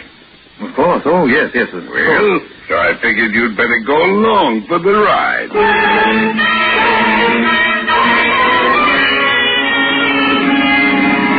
What a strange trip. I sat in the back with my feet on Mr. Schwartz, and Moses sat beside me and covered me with his gun. We drove slowly through sleeping towns in order not to arouse suspicion, but on the long stretches of open road, Pete drove at a terrific speed. And all the way I was completely calm and at ease.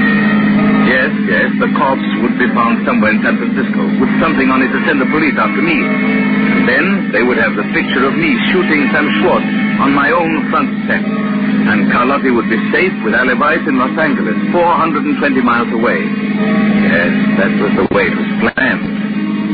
Well, I felt a little sorry for Carlotti. It was going to be so easy to block him.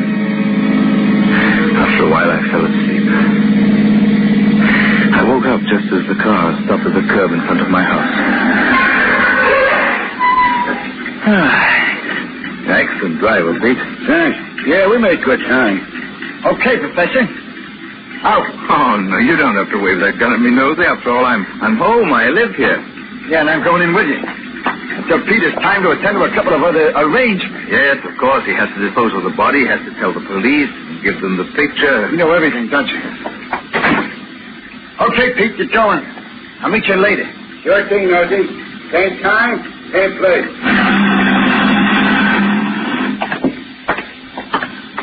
Yeah, we just made it in time. Another hour, it'd be daylight. Got your key, Professor? Certainly. I'm a very methodical man. Yes, that movie, that's a clever copy. It's very clever. Yeah. Everything just the same as here. No. There are one or two minor differences. Thank goodness. What do you mean by that? Come in, Nosey. Well, the doorbell was quite different. It was like the old one I had replaced last year. I didn't see that. And another thing, Nosey, the porch light wasn't there. What porch light? Well, my landlord put one in for me because I'm rather short-sighted and I often stumble going down the steps. And the house in L.A. didn't have that? Did you see one there? Well, No, I thought not. It won't be in the picture either. Well, maybe the picture doesn't show that part of the house. Oh, I think Carlotti got it all in. Carlotti's plan doesn't look so good now, does it, Nosey? The boss said to bring you here and stay till I hear the cops. And that's what I'm going to do, and that's all. But even now that you know that Carlotti's plan won't work... I don't know nothing about that. The boss has made out all right so far. Listen. The cops.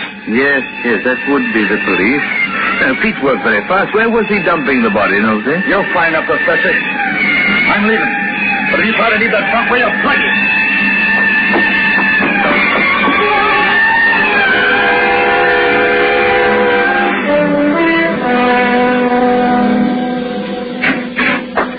Yes.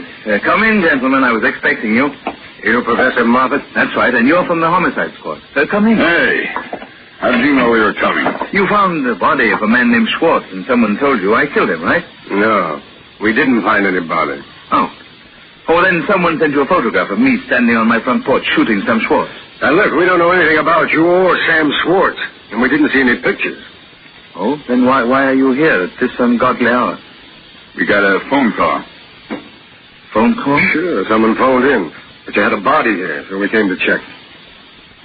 Yeah, a body here in this house? That's right. We always check these calls, even though a lot of them are from crackpots. This one said the body was in your cellar. What? Now, What? In my cellar? Yes, so if you don't mind, we'll just look around. You can't go to my cellar. There's nothing there. There's nothing in the cellar. Hey, look, grab the old Dr. Whitey. Hang on to him. I'll take a look.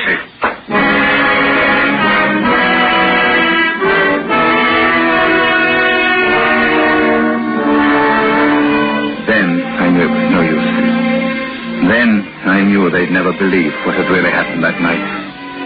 Then I knew that Carlotti had thought of everything, down to the last detail.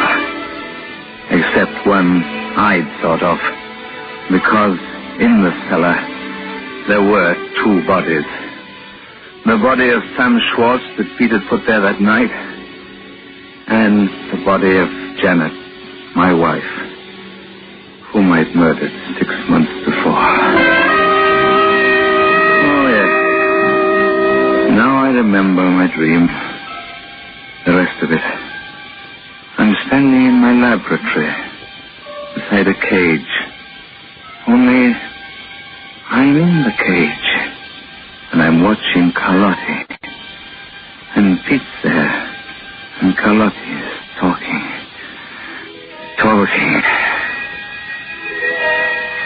Okay, Pete. Lock him up. I've seen all I wanted with today. Gives me the willies. Funny to watch these apes, boss. Sometimes they're almost human. Yeah. Look at him now. He's pretending he's taking notes on us. He's pretending he's a professor.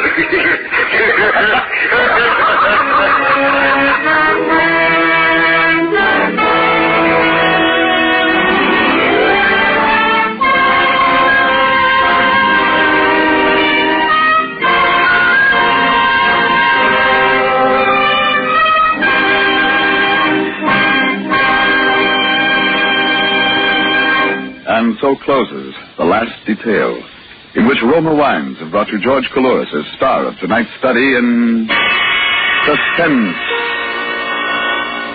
Before Mr. Coulouris returns to the microphone, this is Truman Bradley with a word for Roma Wines, the sponsor of Suspense. Warm weather and iced drinks just naturally go together. And as famed hostess Elsa Maxwell recently remarked, for a gay and colorful warm weather drink, I recommend Roma Wine and Soda, a delightful frosty cold thirst quencher that's as delicious as it is refreshing. Yes, and Roma Wine and Soda, made with distinguished Roma, California Burgundy, or Sauterne, is quick and easy to make. Half fill the tall glasses with good Roma Burgundy or Sauterne. Add ice cubes, sparkling water, and a bit of sugar. And for a decorative touch, garnish with cherries or fruit. And for a delightful aperitif, sip delicious Roma sweet vermouth, well chilled. Zestful, full-flavored Roma vermouth is blended and developed with all the traditional winemaking skill of Roma wineries.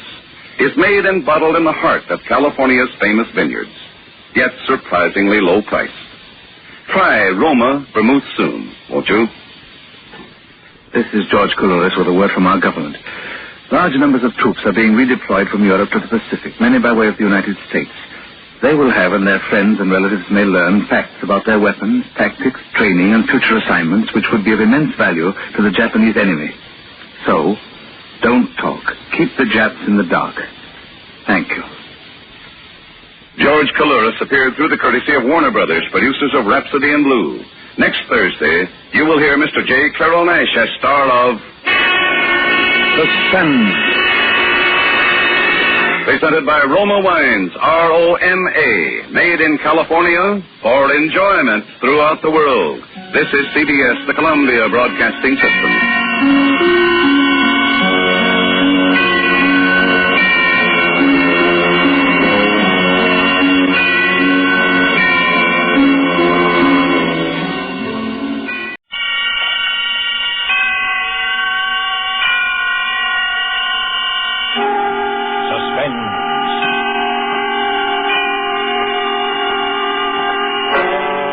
Tonight, Roma Wines bring you the distinguished actor Mr. J. Carroll Nash, a star in Footfalls, a suspense play produced, edited, and directed by William Spear.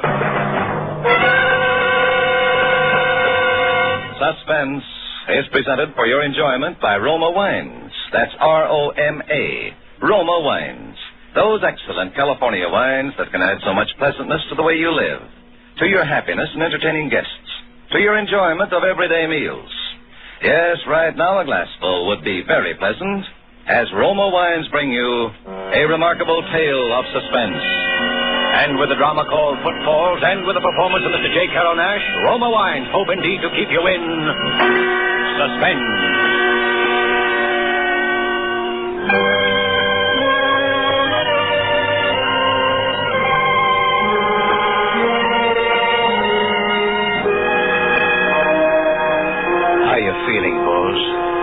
Good, Charlie. I feel good for a man who is going to die. Oh, don't be silly. What do you want to talk that way for? Oh, it is true. I know. But I do not feel bad. I ask you to come here only because I feel like talking a little while. You mind if I talk a little while, Charlie? Sure. You talk as much as you want to. Charlie Rugg. All these years a cop, but a good cop and a good friend. You know I'm your friend, Pose. Yes, I know it. All these years I knew it. All those years when I keep silent, waiting to kill a man. There are not many people now who still remember my Manuel. But you remember, even when he was a little boy. Yes, perhaps it was true. I was too fond, too easy on him after his mother died. But it was only because he was not so strong. And he was a good boy. Always Manuel was a good boy. You were like the others too, Charlie, the way you thought of him. But you, I know it was because you were afraid he would bring sorrow to old boy. I even remember the first time you were afraid, when he was just a little fellow. Papa? Yes, Manuel? What are you doing? What am I doing? Well, what I always do. I work. I mend shoes. How do you? What kind of questions do you ask me? How do I? You see, ever since you were a little baby, how I do. With my knife, my hammer, with the little nails. But how can you work when you can't see? Why do I have need to see when I have my hands and my ears? Papa, what is it like to be blind? Oh, it is not like anything. What I touch with my hands, what I hear with my ears, those things I see with my mind as well as you do with your eyes. Oh, it is nothing to be blind. Good morning, Miss Evans. Good morning, Boaz. Hello, Manuel. Hello. Papa, is it really true that you can tell everybody by their footsteps? Oh, of course. Didn't you see just then? And you really can't see them at all? Not even a little bit? Not even a little bit. To me, a footstep is as to you a face or a voice. Each one is different. That is how I know people and remember them, even for many years. All right. Tell me who's coming down the street now. But you mustn't look. Oh, somebody is coming now. Well. That is the easiest of all, Manuel. That is our policeman, Mr. Rugg. Now, am I right? Mm-hmm. Oh, hello, Charlie. You come for your shoes? No, just passing by. But I'll pick them up if they're ready. Well, not yet, Charlie. But you come back this afternoon, then they will be ready. Papa, can I have a nickel? Always a piece for the pocket, huh? Here's what I have. Now, you take a nickel out, huh? Thanks, Papa. Here, you young scamp. Let me go. So, what is it? It wasn't a nickel he took. It was $half. Well, that was only a mistake. Manuel, you keep the $half. Now, go on. Run along. Thanks, Papa. Bye. I didn't mean to butt in between you and your young one, Bose, but I thought maybe you didn't... That I did not know. Oh, I knew. But Manuel, he needs things now, and he is not like other boys. Well, he's not so strong. It's none of my business, but spare the rod, you know. He is a good boy. My Manuel is always a good boy.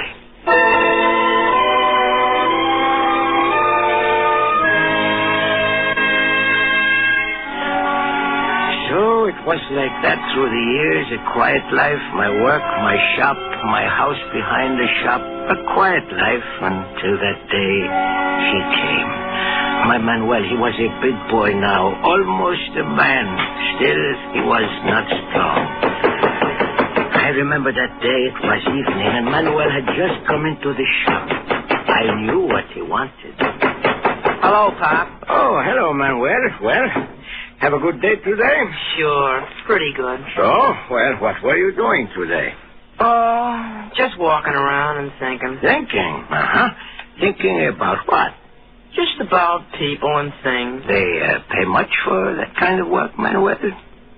You want me to get a job, Pop? Oh, Manuel, no. You do that when you want to. To work is good, but to think is good, too. You're a swell guy, Pop. Well, now, maybe a piece for the pocket, huh? Well... $5, 10 maybe?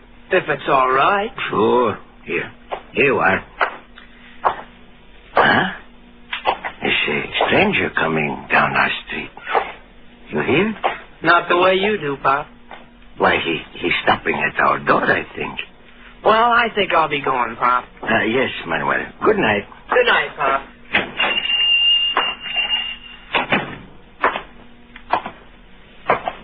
Mr. Negro? Mr. Boaz Negro? Yes? I'm a stranger in town, Mr. Negro, and I... Yes, I know. Huh? What was that you said? Oh, nothing. I was merely thinking out loud. Please continue, Mr. Wood. Campbell Wood. Wood. Mr. Campbell Wood. Uh-huh. Well, as I was saying, I'm a stranger in town, and I was told down at the depot that you had a room to rent. Well, matter of fact, I have. Well, I'm just starting at a new job in the bank, and I can't afford to pay too much. But... I always like to help a young fellow to get a start in life. How would $5 a week suit you, Mr. Wood? Oh, that is if you like the room, of course. That'd be just fine, Mr. Negro. Now, if I could see the room? So you are making your start in life, huh, Mr. Wood? Well, I hope so, Mr. Negro. You know, I can tell something about you, Mr. Wood, by your voice, but even more by your footsteps. My footsteps? Oh, that is a sort of specialty of mine, yes? I think you will, as they say, go places, Mr. Wood. Huh. Well, I'll certainly try. Oh, yes, you will, Mr. Wood. Very definitely you will go places.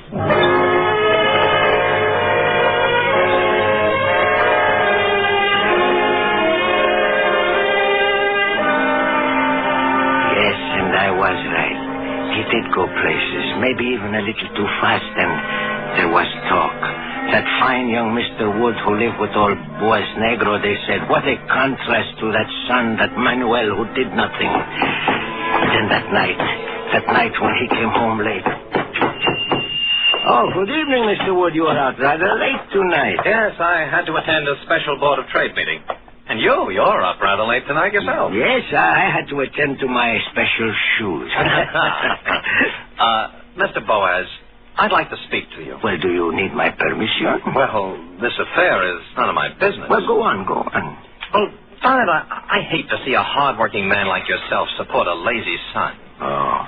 Why doesn't he get himself a job? You know, my Manuel is not strong. Well, that's what I've heard you tell your friends, but he doesn't appear undernourished to me. Well, really, Mr. Wood, my Manuel is not too strong. Well, couldn't he learn your trade, then? Shoemaking? Well, it may be good enough for a blind man, but for Manuel... Well, I'm getting a bit tired, so I... Guess I'll be going upstairs. Oh, darn it. Getting as careless as a newborn baby. Now, let me see.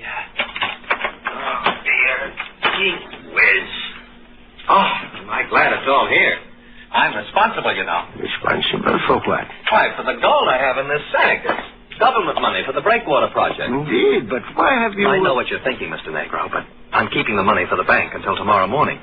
You see, too many people in town know that we received the funds, and I don't trust that old safe we have down at the bank. Well, very, very clever, Mr. Wood. So you take the money home for you with safekeeping, and nobody is any wiser. Very clever. I'd rather think so myself. I'm glad I dropped the sack in front of you, Mr. Negro, because I know I can trust you as far as I can trust myself. Well, that is a fine compliment for an old cobbler, Mr. Wood. Well, I'm going upstairs now. Remember, I have your word. Yes, you have my word. What's that? Oh, well, a mouse, I suppose. I will have to set a trap. Manuel home? No, Mr. Wood. He is not here. Good night.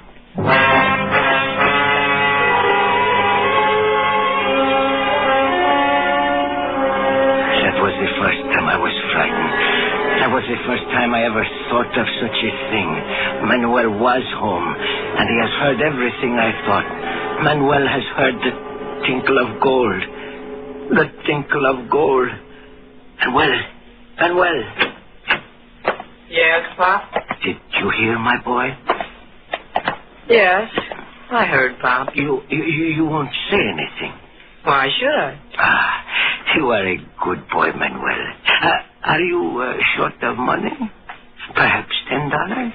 Thanks, Pop, but I don't need it now. Well, are you sure, Manuel?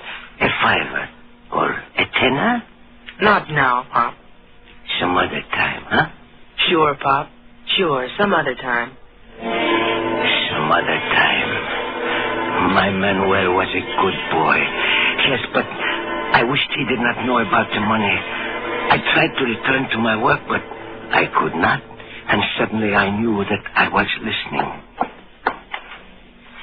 First I heard footsteps there in the house behind the shop. The footsteps prowling here and there, halting, advancing again.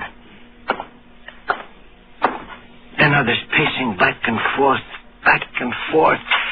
A door opened. A voice. Oh, casino or gin rummy? Sure, why not? The steps again. The door closing. And then silence. Oh, how I wished to know what that silence meant. And yet, though I wished to know stronger in me than that, I wished not to know. It was cold, and I pulled my old coat around me, still listening to the silence. A little later, I thought I heard a little sound like the rustling of the wind outside my shop. But I could not tell. And then, perhaps I dozed there in my chair. Yes! There's fire in my house! Fire! Help! Fire! Fire! Fire!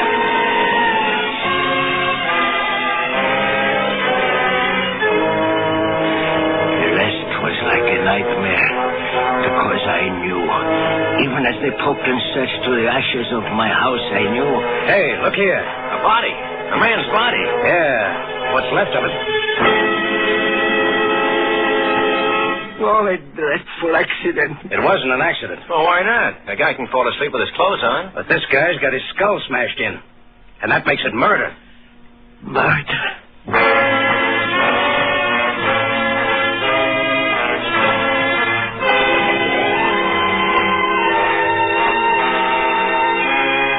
For Suspense, Roma Wines are bringing you a star, Mr. J. Carroll Nash, whom you've heard in the first act of Footfalls by Wilbur Daniel Steele, which is Roma Wines' presentation tonight of Suspense.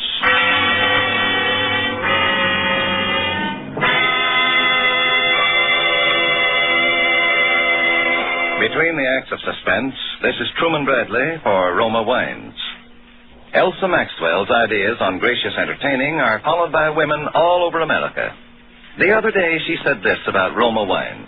One of my favorite wines is distinguished Roma California Sherry, a glorious golden amber wine, delightfully light and nut-like in taste. Roma Sherry is ideal for any occasion, before dinner with appetizers, or during the friendly evening hours. Yes, good Roma Sherry, like all Roma wines, is always delicious, unvaryingly good. The goodness of carefully selected grapes, brought slowly to perfection in California's choicest vineyards, gently pressed, then unhurriedly guided to flavor richness by Roma's ancient winemaking skill. Yet all this goodness is yours for only pennies a glass. Remember, because of uniformly fine quality at reasonable cost, more Americans enjoy Roma than any other wine. R-O-M-A, Roma Wines. And now, Roma Wines bring back to our Hollywood soundstage J. Carroll Nash, who in the character of Boaz Negro, the blind cobbler, continues a narrative well calculated to keep you in suspense.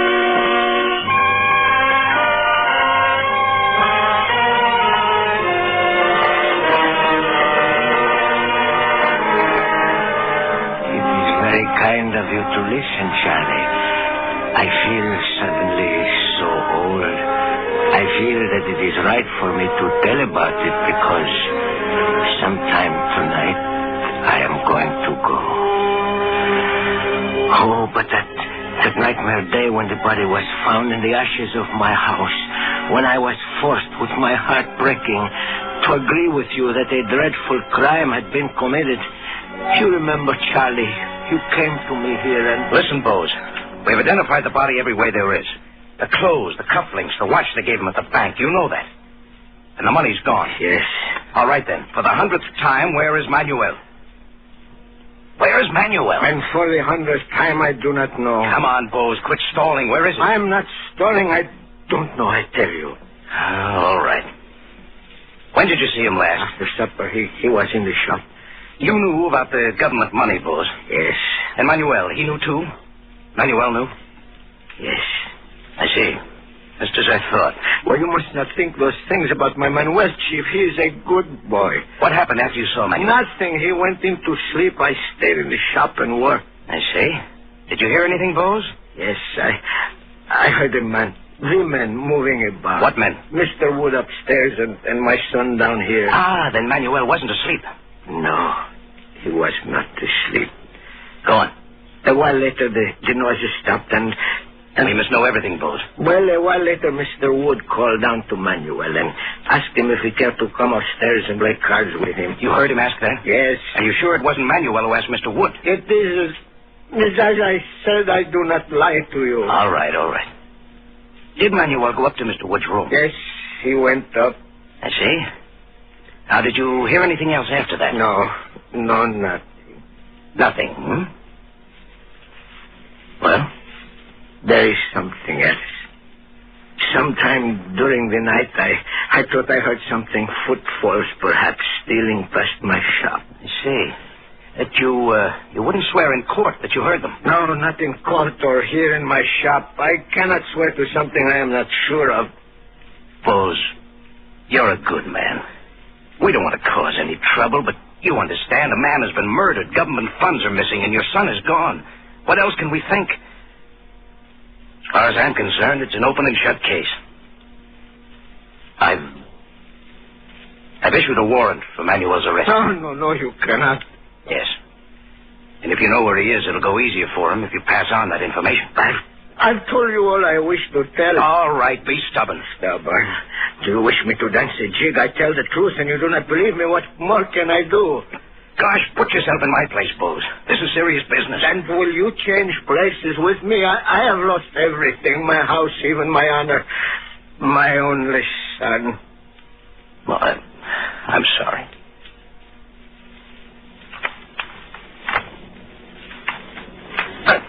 Someday that murderer will return to the place of his crime, and when he does, I shall be waiting for him. Yes, then I will show you, for I shall be waiting for him.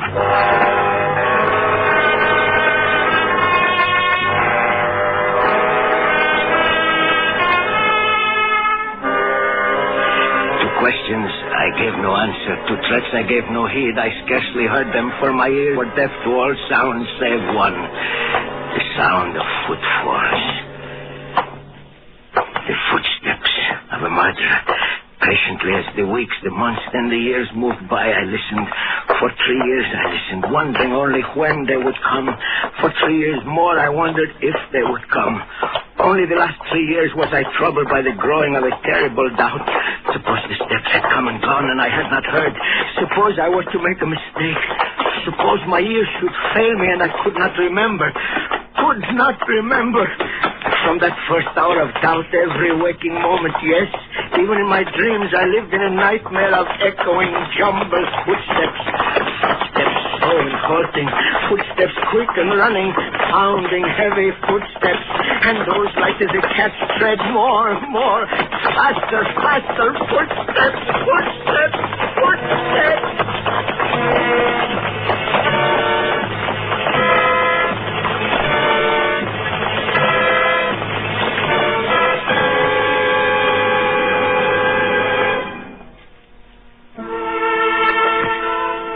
It was the evening of the winter holidays. The Portuguese festival of Menun Jesu. Christ was born again in 100 mangers and 100 tiny altars. There was cake and wine and song, and in all the houses there were lights, even in my shop, the shop of Boaz Negro. A customer had just called for his shoes and gone out again. Now I was thinking of putting out those lights. I reached up to turn the switch, then stopped. Someone had entered the shop. The newcomer stood by closed door. I wondered why I had not heard the footfalls leading into the shop. Yes, what can I do for you? Well, I don't know. To tell the truth... You will have to come nearer, please. I am a little deaf. Oh, all right.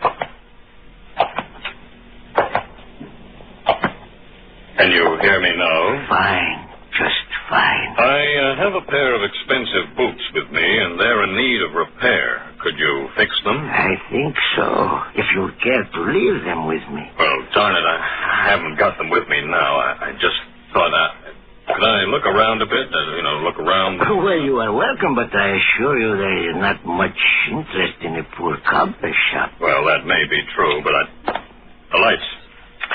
Put on these lights. I can't see. Why did you turn them off? I can see much better in the dark. You're crazy. You can't see at all. How did you know? Put on those lights. Stay where you are. I can hear every move. What are you going to do? Keep away from me. Don't touch me. Don't! Murder. I have waited 9 years. I have lived for this day. Murderer.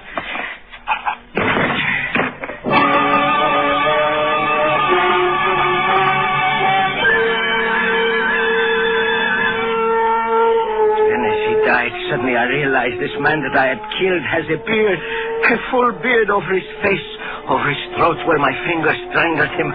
Could have been wrong, but no, the footsteps I was certain of. Then perhaps others would not know him for who he was. If suddenly I knew what I must do. That his last cries had been heard, I knew, for I could hear the crowd gathering outside my locked door. I set about my task as carefully as though he had been alive. With a sure, unhurried touch, I continued at my work, even as he battered at the door. All right, stand back, all of you. Stand back there now. Come on, Martin. Yeah, all right. Lord only knows what we will find in here. Bose! Dark as pitch. Bose, where are you? Put on the lights, Martin. I can't put... Oh, here it is, Chief. Yeah, that's much better. Bose, what are you doing there on the floor? Bose, you all right? Chief, he's shaving someone. Bose, what are you doing there? It's all right, Charlie. I'm through. Now, tell me, is it that murder? This guy on the floor is dead, Chief. Strangled. Tell me, is it that murder? Manuel, Bose? You mean Manuel, not Manuel? I told you my Manuel was a good boy. But I ask you, is it that murder? Well, good Lord. What's up, Chief? That man on the floor. It's Campbell Wood. The bank fellow we thought was burned. Burned? Him burned? No, it was my boy that was burned. That murderer killed my boy. He put his clothes on him and set fire to my house. I knew that all the time. Why didn't you tell us all this before? And have you laugh in my face? Could I tell you that I thought those footfalls moving along the side of the shop belonged to Mr. Wood? A blind man with crazy ideas, you would say. Could I stop him and ask where he was going? If I were not blind, he would have killed me too. No, it was not my son that ran away. It was this murderer all the time. But I told you he'd come back. And I killed him. I showed you. Now you can hang me for my crime.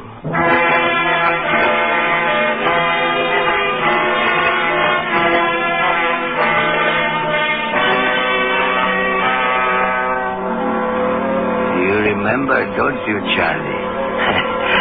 And you did not even bother to arrest me.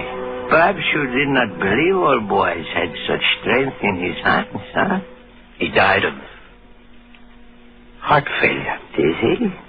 Well, so be it. But you believe now that old Boaz has no trouble with these ears, huh? Ah, yes. I hear everything.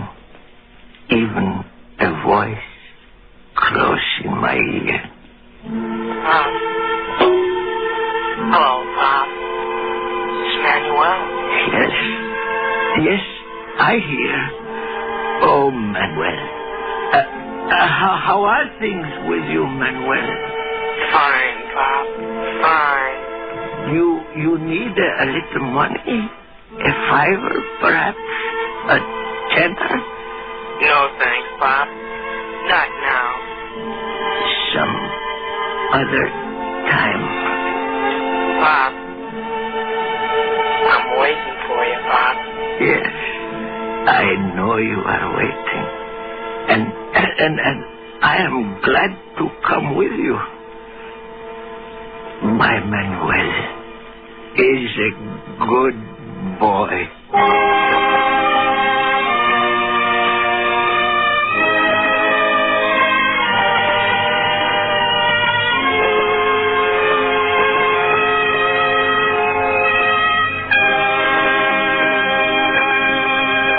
And so closes Footfalls, in which Roma Wines have brought you J. Carroll Nash as star of tonight's study in Suspense.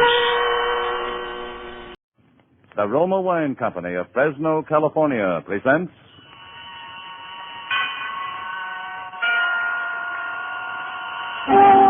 Suspense.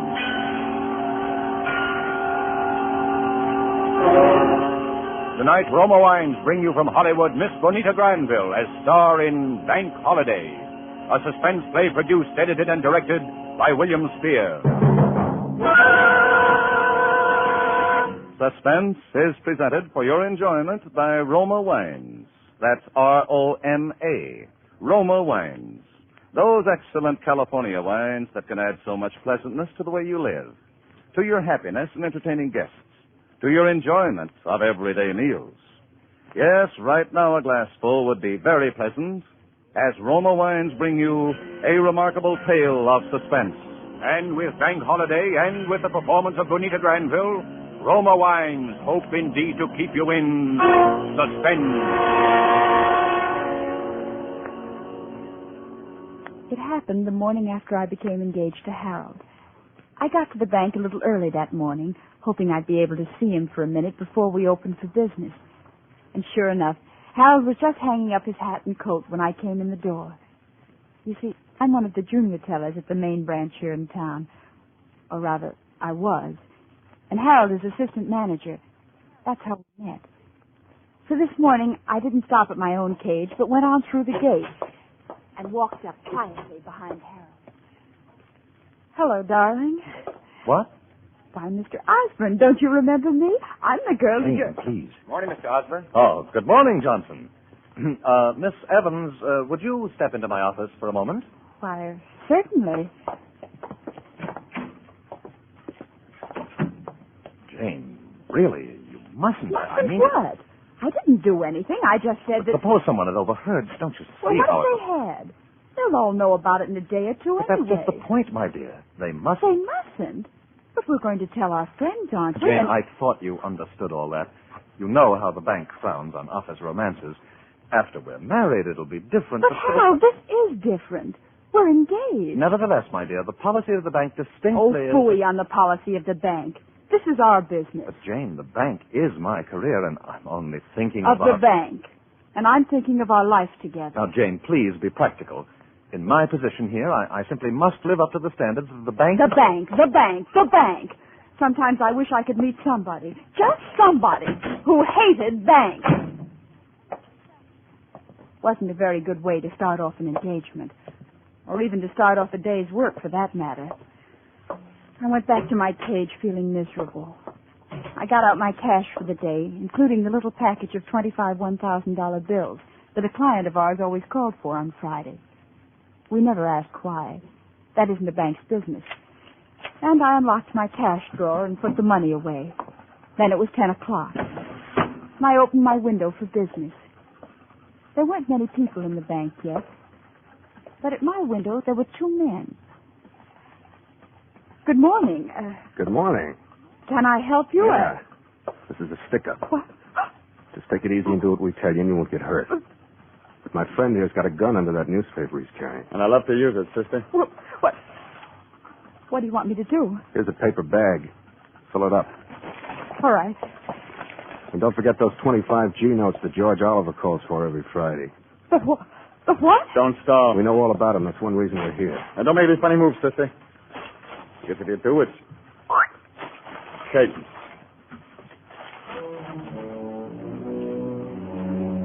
I'd often wondered what I'd do if this ever happened, but now I couldn't even think. As I fumbled with the money, I looked at the two men. One of them was about 35, with dark hair and a square jaw and hard blue eyes. The other, the one with the gun, was a nervous, evil-looking boy, about 21. I knew they meant everything they said. I glanced sideways for a moment towards Harold's office. As luck would have it, he was just coming out the door, and he must have seen that something was wrong because he started over to my window. Come on, sister, snap into it. I'm trying to hurry. Who's that coming over here? Why, it's Mr. Osborne, the manager. All right. Just don't try to make any bright conversation. I'll do the talking. Is there anything I can do here, Miss Evans? Yes. Just stand right where you are and keep quiet. Harold. Don't look so hurt. You've heard of banks being held up before, haven't you? Oh. Come on, miss. Hand it over. We haven't got all day. Here you are. Thanks.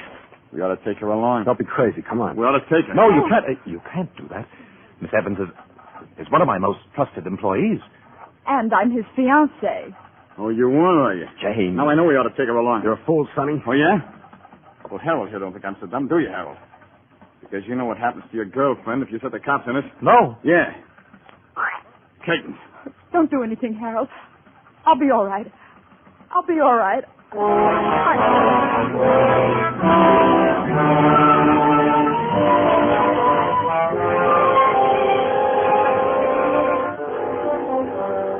For Suspense, Roma Wines are bringing you a star, Bonita Granville, whom you've heard in the first act of Bank Holiday by Robert Richards, which is Roma Wines' presentation tonight of Suspense.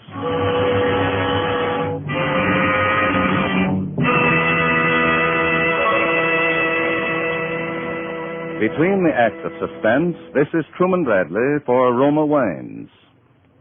Elsa Maxwell is an acknowledged expert on the niceties of dining and entertaining. Recently, she said, "Gracious little touches can do so much to make meals more enjoyable. Dine by subdued light. If possible, adjust radio or phonograph for soft, mellow music. And as the crowning touch, serve well-chilled Roma California Sauterne." A most excellent idea for Miss Maxwell. Good Roma Sauterne is pale gold, delightful in bouquet, and even more important, exquisite in taste. Created in the Roma tradition, Roma Sauterne is always unvaryingly good. The goodness of luscious grapes, selected at peak of flavor richness in sunny California's choicest vineyards. Carefully pressed, then unhurriedly, guided to perfection by the ancient wine skill of Roma's famed wineries. Good Roma wines are always delicious, yet cost only pennies a glass. Remember, because of uniformly fine quality at reasonable cost, more Americans enjoy Roma than any other wine. R-O-M-A, Roma Wines. And now, Roma Wines bring back to our Hollywood soundstage Bonita Granville, who as Jane Evans in Bank Holiday continues a narrative well calculated to keep you in suspense.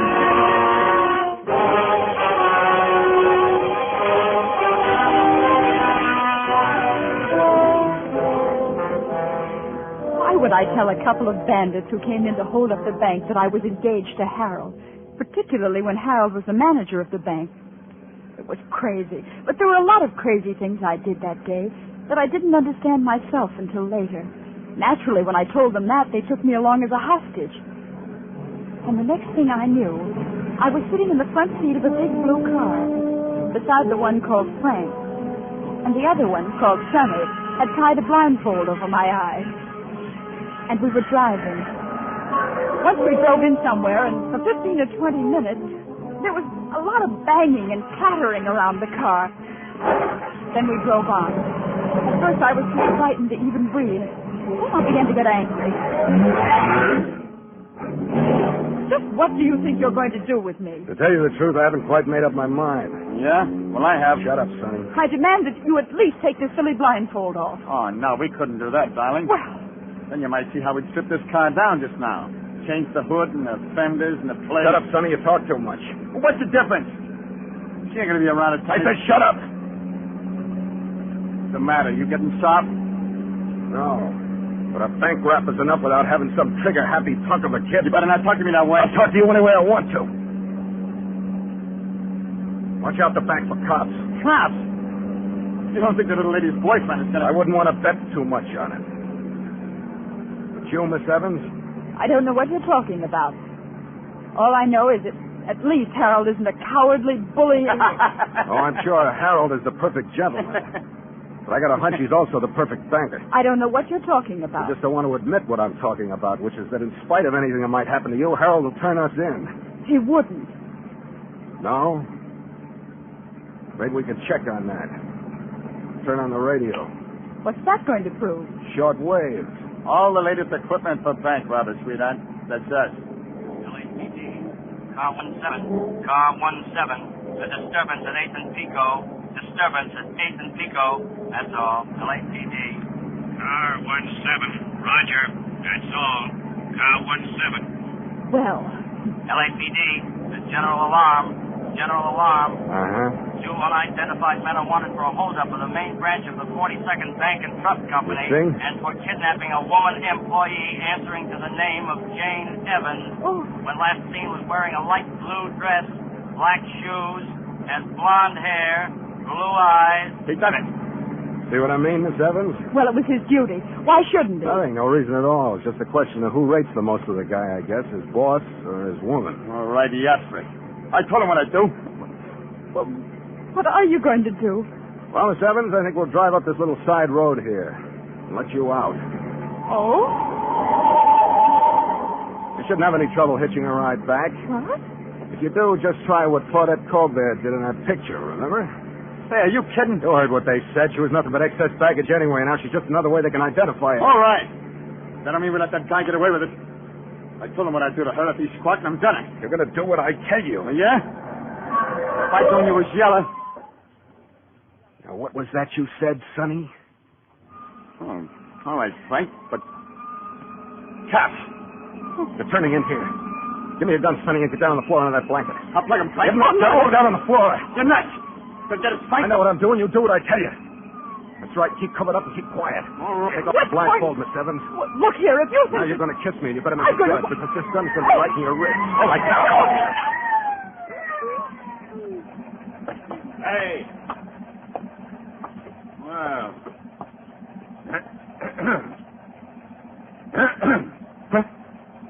Oh. You kind of startled me, officer. What are you doing here? Well, you must know I'm getting engaged. Is there anything wrong with that? Let me see your license. We haven't got the license yet. Your driver's license. Oh, sure. What's the matter? Just let me see your license. Here you are. Looking for somebody? Just a couple of guys who held up a bank and kidnapped a girl. Is that right? The young lady got any identification? Well, Go on, tell him, honey. You see, we left town in a sort of a hurry. You might call it a sort of elopement. Oh, sort of elopement, eh? Yes. Well, I guess you're all right. But you know, you shouldn't be parking in here in the broad daylight like this. Yeah, but you know how it is. Sure. I know how it is. You come up for air now, Sonny. They're leaving. You sure? Yeah.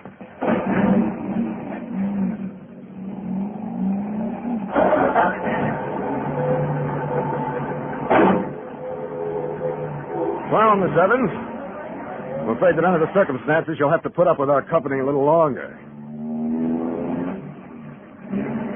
It wasn't as bad as all that, was it? Well, was it?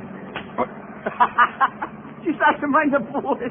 Does that answer your question? Yeah. I guess it does.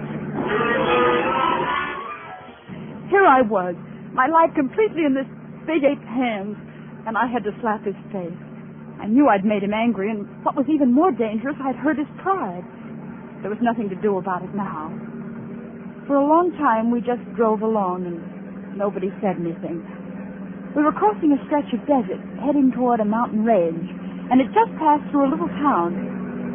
I saw the car pull out of a side road as we flashed by, but neither of the two men did, and all of a sudden my mind began to race, thinking that maybe now was coming my chance to escape, wondering what I could do, and then my blood ran cold again. The way they were talking. You still heading for the same place, Frank? Yeah. The mountain place? That's right. What about Miss Spitfire? I'll take care of that when the time comes. She knows too much. That's right. If I thought you was getting soft, Frank. What would you do? What? You know what we gotta do, don't you? Yeah. Where? Not right out here in the open desert. That's a cinch. The mountains? Yeah, maybe the mountains. Maybe. There better be no maybe about it. Cops again. Look, right behind us. Yeah. Those others must have got to thinking things over. Cops! In the middle of the desert and no one in sight for miles. What are you talking about? I'm talking about this. Honey, I've been waiting to do this all day. Crazy fool! Crazy! Get them before they get out that door. Oh, they're shooting back. They know they got a fight in their hands now. Don't wait. Shoot at their tires, you hear? Okay. Hey, they're shooting back. And that's not supposed to happen the way you saw it in the movies, huh? You. Oh, me? Yes, you. Get down on the floor. What are you going to do? There's only one thing to do now. Drive like...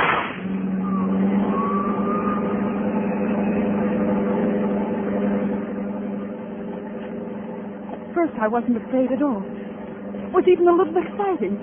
I kept thinking that maybe in just a few minutes I was going to be rescued, and wondering what Harold would say, and at the same time feeling the exhilaration of being in a race, wanting my side to win. And of course that was crazy too. And then suddenly the car took a sickening lurch. I scrambled up onto the seat again. We were out of the desert now, climbing a long, winding hill that twisted up toward the mountains. The police car was falling behind, but it was still following us. We hit another curve. I looked down, and for a moment there seemed to be no road under the side of the car at all. Only a sheer drop down to a canyon. There was a huge boulder 100 feet below. We hit the other side of the curve and straightened out. But I was frightened now, all right. I was weak and sick from fear. I told you to stay down on the floor. I can't, Frank. Take it out. Get your hands away from that wheel. You're going to kill me. I know what I'm doing. Oh, stop. Stop. Stop. It might be all right for you, lady, but it wouldn't be so good for me. I'm afraid. I'm so afraid. Take it easy, kid. Close your eyes like you do on the roller coaster. You'll be all right. What do you think I'm running for instead of fighting? Just so nobody will be killed, not even cops. Frank, look out. Keep away from that wheel, I told you. Keep away. I hate to do this, but...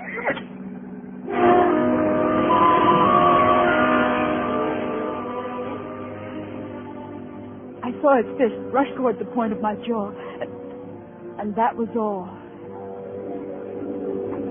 When I woke up, it was mid-afternoon, and I was lying on a bed in a bare little room of what was obviously a mountain cabin. Through the one window, all I could see was the jumble of rocks and boulders piled up against the mountainside. I felt my chin. It was sore, and there was a little bruise on it. But aside from that, I seemed to be all in one piece. Be quiet and shut up. Then suddenly I heard voices. They were coming from the next room through the crack of a door left an inch or two ajar. Yeah, but... I crept over and listened. Look, don't worry. I'll handle it. Okay. Right? Yeah, sure. I'm going down into town and get some grub like I told you. Okay, Frank. You sure you don't want me to? No. It's gone. Okay.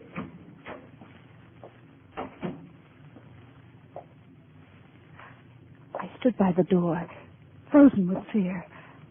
I didn't need to hear any more to know what they'd been talking about. For a second, I thought of escape. I looked wildly over toward the window. Oh. Listening, huh? Yes. How do you feel? All right. Oh, I'm glad to see you're up and around. Why? Because it's against your principles to kill women who are unconscious? There's a pass down the back side of the mountain that leads into the main highway. It's 4 or 5 miles long and pretty rugged, but you ought to be able to make it before dark if you hurry. Oh. Does that answer your question? Yes, I guess it does. You better get going. How do you know that I Because won't... you're going to promise me not to. Aren't you? Yes. All you have to say is that I slugged you, and that's all you remember until you woke up by the side of the road. We'll be out of here and over the border by morning anyway. What about Sonny? I can handle Sonny. Oh, I guess I do owe you something after all. Me? What? My life. I play strictly for me. I just don't want that punk kid with his movie idea of cops and robbers to be hanging a murder rap on us, that's all. You're a strange man to be a crook. Yes. Listen, there are just two kinds of guys in the world, right guys and wrong guys. The wrong kind can be the usual bum with a gun in his hand, or he can be a pillar of society that sits all day behind a big shiny desk. He can be kind to his mother and nice to little kids and have a lot of fancy excuses and reasons he gives himself. Or just no reasons at all, like me. But a wrong guy is still a wrong guy. He's no good. Well, thanks anyway. You better get going now. By the way, I'm sorry I hit you. That's all right. Guess I had it coming. I'm sorry I let you get into this mess in the first place. But, But what? that kiss. I meant that. Did you? Yeah. Oh, Frank. Frank, so did I. Jane. Frank! They must have trailed us here after all. No, Frank! Frank, the cops! Yeah. I saw him down ahead of me on the turn in the road. I just had time to turn around and get back. Still got the dame, huh? Yeah. I was hoping you hadn't nothing yet. She's about the only ace we got left. Take the south window. I'll take the west one. Don't try to go knocking them off. It'll only make it worse. Just keep them covered so they can't rush us. Yeah? Well, if I get a clean shot, I want to... You do it, I kill you. Did you see them? Yeah. Yeah, they're down behind the big rock. That's as far as they can get. That's as far as they could get, even if they had an army, until it gets dark. We could turn the car headlights on them. They'd only shoot them out. We can hold them, Frank. They got enough ammunition. They can't eat ammunition. Oh. Maybe they can't get up, but we can't get down either. We can't stay here forever. They'll never take me alive. They'll never take me as long as I got a Stop gun. it, will you? Try using your head for a change. Oh. Yeah. Frank, what could it be? I don't know. The boys seem to have stopped the artillery barrage, too.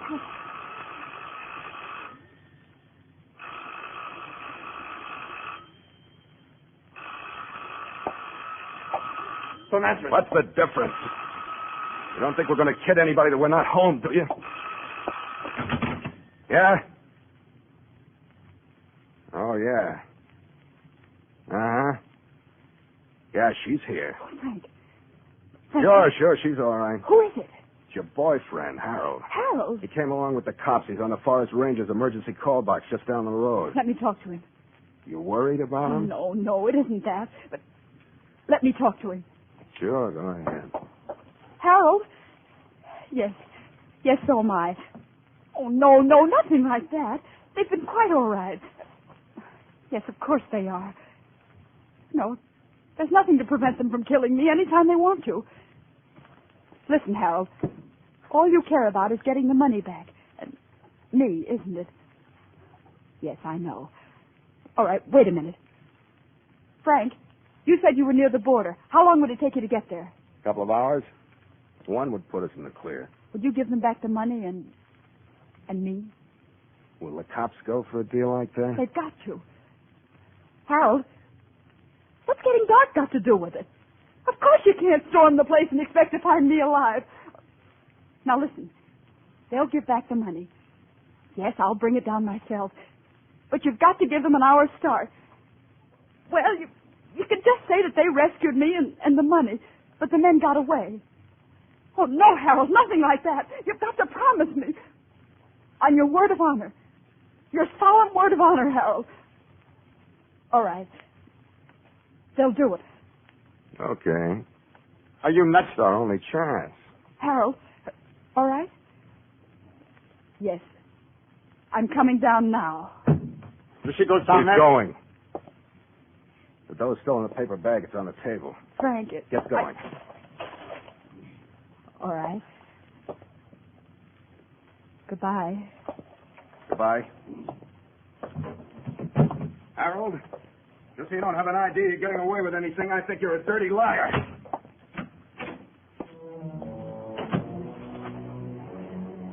I hardly heard and didn't even think about it. I was so relieved.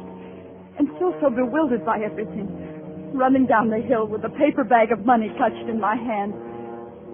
And then I saw Harold crouching behind a rock, and then some policemen. And then I was around the bend, and they were all running up to me. And I threw myself into Harold's arms. Jane, dearest, you are all right. Oh, yes. Yes, I'm all right. Here's the money. Oh, yes. Yes, it's all here. All right, officer. Okay, Chuck. Let him go. Come, my dear. Harold! Harold, what's that? Tear gas. Tear gas? Yes. It's quite harmless, really, and it's easy. Harold, tell them. Tell them what we found. Oh, I'm afraid it's out of our hands now, Harold, dear. you promised. You gave me your word of honor. Of course I did, but you didn't You expect knew. that. You knew all the time. What, you planned to... Stop it!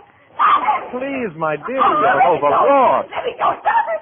You can't do this. Stop it! Stop it! Stop it! I tried to run back, but they held me. And I had to watch. I couldn't help it. It seemed hours. It was only minutes, I suppose, with the tear gas bombs exploding around the cabin and crashing through the windows as they got the range. And then something white fluttered from the door, and they came out. The boy first with his hands in the air. And then Frank, stumbling toward us like blind men. Oh, those terrible racking coughs. It just seemed to be tearing him to pieces. All right, baby. Come on. Whoa. Frank, I didn't know. I swear I didn't know. I know. I should know. I knew before you left. Oh, why did you let me go? I wouldn't have gone if I... Because he's just the kind who would have starved the place. Maybe I couldn't have handled something. Oh, Frank. I'll help you. I'll do everything I can. Anything. Skip it. Take some advice, will you?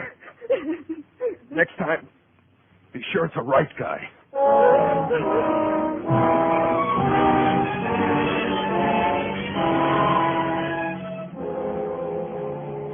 Yes, it's funny. It's like he said. People can be honest or dishonest in so many different ways. I got to the bank early the next morning, too. Harold was already there waiting for me. Hello, darling. Hello? I'm so glad you're here early. There are some things I wanted to talk over with you. You know, you're quite the heroine now. Am I? Oh, yes. And you know, I've been thinking, perhaps I was a little too conscientious yesterday, about our marriage, I mean. I think perhaps you were right after all. We ought to Harold, tell... Yes? about our marriage. Yes? There isn't going to be any marriage. Isn't going to be any? I found out something about a girl getting married, Harold. Marriage is something you do second. Do? Second? Yes. First, you find the right guy.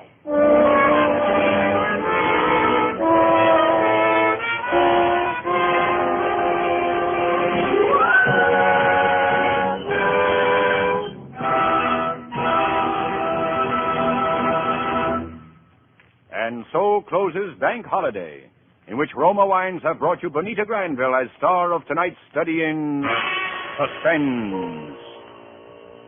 This is Truman Bradley with a word for Roma Wines, the sponsor of Suspense. During the warm weather, nothing tastes quite so good as a tall, frosty Roma wine and soda. And as Elsa Maxwell recently remarked, serving Roma wine and soda is smart, 1945-style hospitality. You'll find this delightful iced drink as refreshing as it is delicious. Yes, and Roma wine and soda is so easy to prepare. Half-fill tall glasses with Roma California Burgundy or Sauterne. Add ice cubes and a bit of sugar, and for a decorative touch, garnish with cherries or fruit. Here's another suggestion.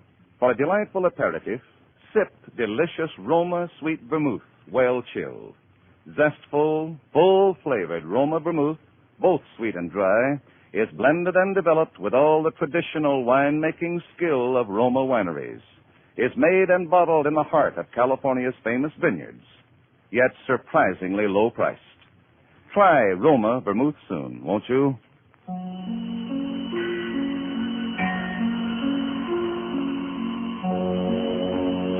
Now, the Roma Wine Company of Fresno, California presents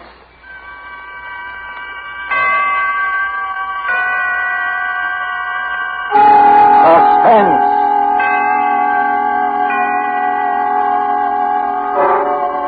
Tonight, Roma Wines bring you the remarkable young actress whose performance you have admired in the Warner Brothers production, The Corn is Green. Miss Joan Loring as star of A Man in the House, a suspense play produced, edited, and directed for Roma Wines by William Spear. Suspense, radio's outstanding theater of thrills, is presented for your enjoyment by Roma Wines. That's R-O-M-A. Roma Wines, those excellent California wines that can add so much pleasantness to the way you live, to your happiness in entertaining guests, to your enjoyment of everyday meals. Yes, right now a glassful would be very pleasant, as Roma Wines bring you Joan Loring in a remarkable tale of suspense.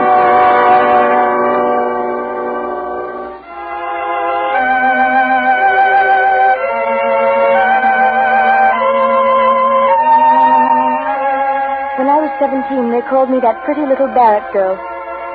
I never imagined then that 5 years later I'd be working in the public library day after day and 2 evenings a week.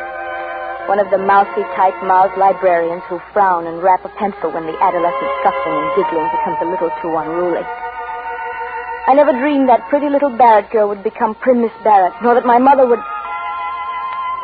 Well, one evening my father came home from the office looking a little more tired than usual. He barely touched his dinner and said he thought he'd lie down on the sofa for a nap. 3 hours later, he was dead.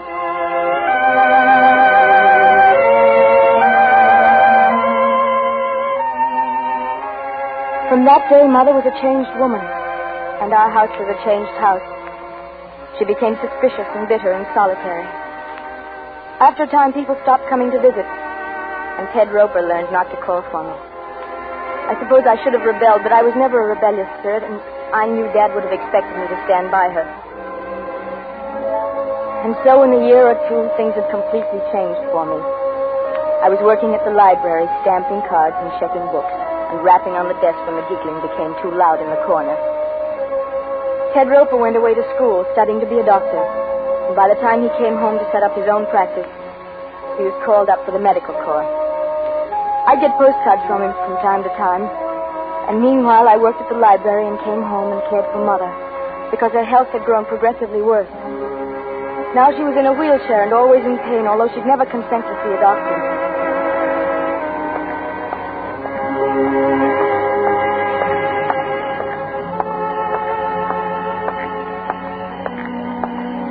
I was thinking of all these things that night as I walked home from my evening session at the library.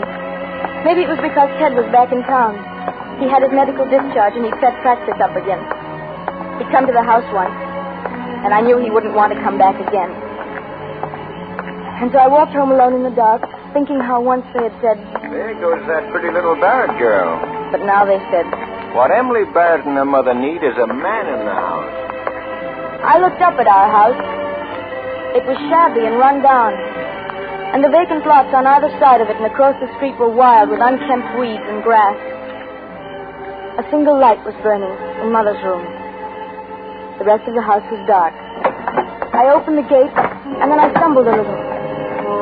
Something soft and yet unyielding was at my feet. And somehow my blood went cold as I reached down and my hand touched something still and lifeless. It was my little wire-haired terrier. He was dead.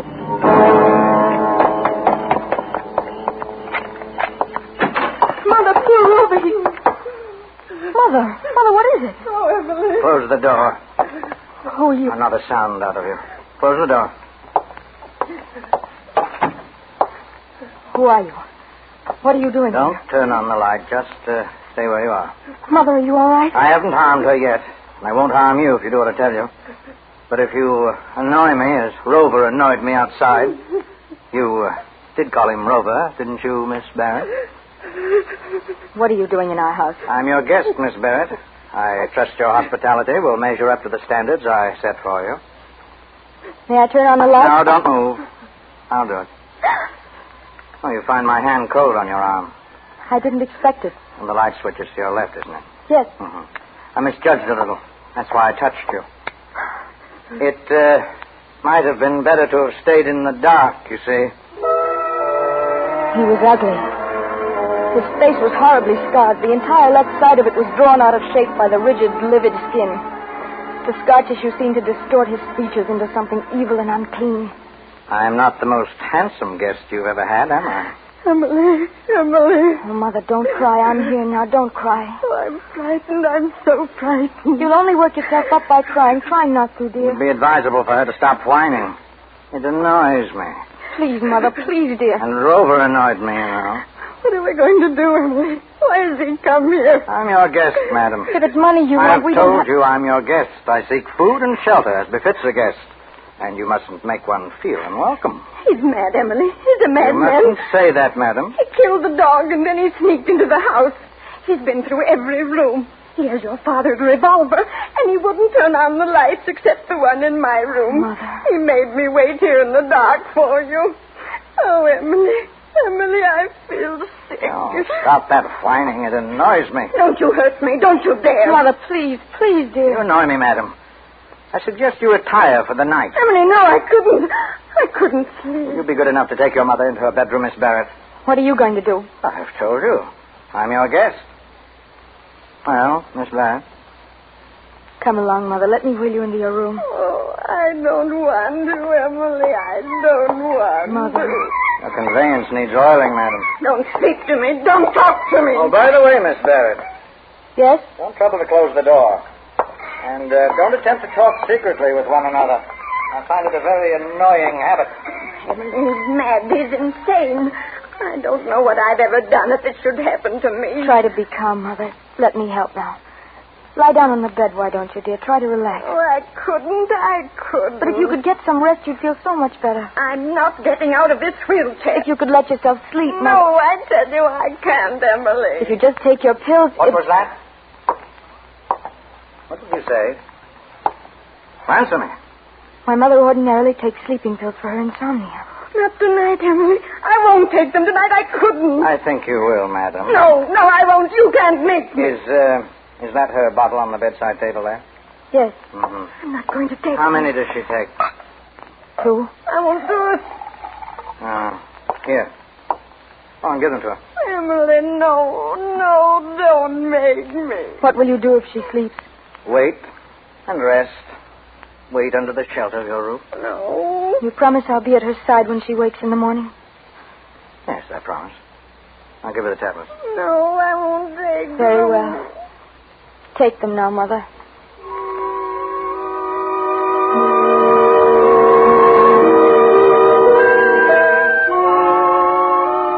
Mother swallowed the sleeping tablets with difficulty, her eyes wide with fear, unable to look away from that scarred, awful face. Then he walked away into the living room while I stood by her wheelchair holding her hand. After eternities, her eyelids drooped and closed over the frightened eyes. Her face relaxed. She was asleep. I made her as comfortable as possible in the wheelchair, put a blanket over her. Turn off the light and come out here. Did you hear me? Yes. Now, sit down. Yes, that chair there. How do you spend your evenings, Miss Barrett? You read? No, not often. I get enough of books at work. Why did you really? break into our... What do you do for a livelihood? I'm a librarian. Why did you choose don't our... usually stay up late, do you? No, I don't. In that case, then, we'll turn off the light. You're rather isolated at this end of the street, but someone might wonder why lights are burning in the Barrett house at this hour.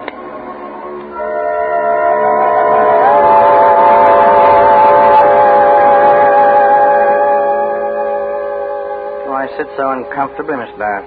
Come on, lean back, be at ease. Why don't you leave us in peace? We won't give you... I need rest. The safety of rest and solitude. But why our house? Why? Because you have few visitors. Your mother's to blame, isn't she? My mother? Weak, selfish, complaining. Not the most delightful of companions. You're a librarian, you say, huh? How long do you intend to stay here? Your curiosity annoys me. She'll stay here as long as I please, for a very long time if need be. You can't. You'll be found out. Oh, I doubt that very much. But if I fail to report for work... Oh, you won't. I don't understand. You will go to work at the library as usual. And leave my mother here with you? Yes. As a hostage, shall we say. Hostage? She'll be my guarantee you won't betray me. You will not go to the police, Miss Barrett. You will not make any indiscreet disclosures to anyone. You'll work at your job all day and then come back here. And if I don't? Need you ask that question? Is it really necessary to ask me that? No. No.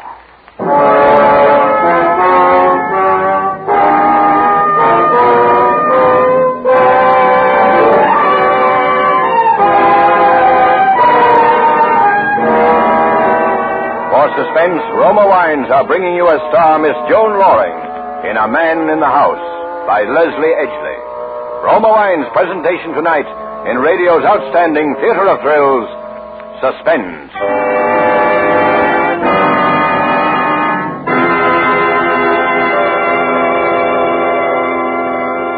Between the acts of Suspense, this is Ted Myers for Roma Wines. Elsa Maxwell is famous not only as a hostess, but also for her helpful suggestions on how to entertain more graciously. Recently she said, next time you have friends for dinner, add to their enjoyment of the food and give the occasion a gracious festive touch by serving distinguished Roma California Burgundy.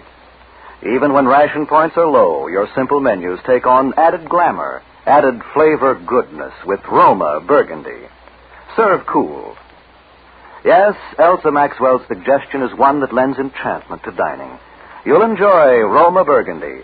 Its tart piquancy, its fruity, robust taste. The happy result of selecting and gently pressing luscious grapes from California's choicest vineyards. Guided to flavor perfection, unhurriedly, by Roma's ancient wine skill. Good Roma wines never vary, are always enjoyable, yet cost only pennies a glass. Remember, because of uniformly fine quality at reasonable cost, more Americans enjoy Roma than any other wine. R-O-M-A, Roma Wines. And now, Roma Wines bring back to our Hollywood soundstage Joan Loring as Emily Barrett with Joseph Kearns as the man in the house, in a radio play well calculated to keep you in suspense.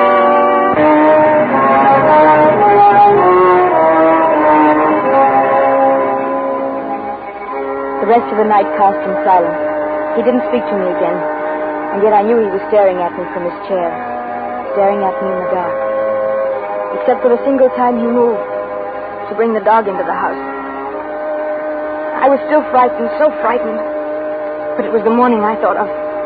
The morning when I would have to leave Mother alone with him.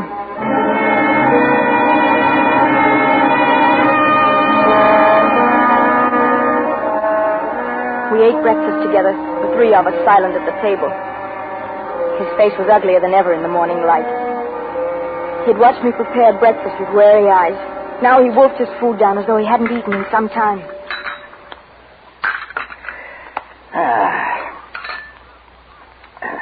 You're not hungry?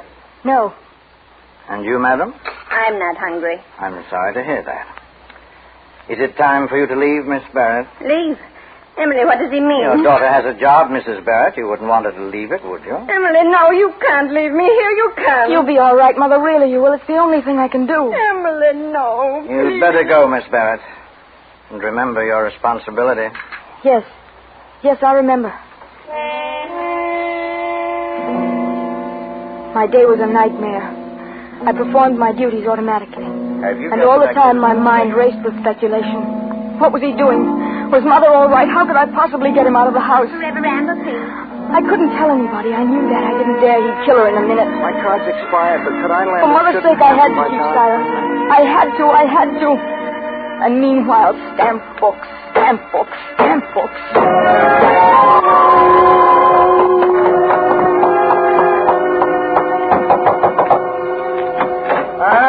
Good evening. Where's my mother? Your mother? In her room. Lock the door. Mother, are you all right? She's all right. Lock the door. All right, now give me the key. Mother! I'm here, Emily. Told you she was all right. Give me the key. That evening, I didn't have to go back to the library. Again, he watched me prepare our meal, and again, he wolfed his food down, while Mother and I left our plates untouched. I washed and dried the dishes after dinner, and then all three of us sat in the living room. This is an ugly house. A barren house. There's no laughter in it. I'm not interested in what you think of our house. You should be. You're still young. Your life is being ruined by this selfish woman. How dare you? I'm sick. I'm not well. It's wicked of you to come into my house this way and say such things. He's evil, Emily. He burned the dog in the furnace. And you're evil, too, madam. You're a selfish parasite. The world would be better rid of you. Now go into your room. No, I don't care what you do to me. We have no money. We haven't anything you could want. Get out of my house! Take her into her room, Miss Barrett, please. Come along, Mother. Please don't excite yourself. You won't make things any easier this way. It's time she slept, Miss Barrett. I don't want to sleep. I'm so afraid. You're stubborn and weak and useless. You're a blood-sucking parasite. Give her her pills, Miss Barrett. It's time she slept.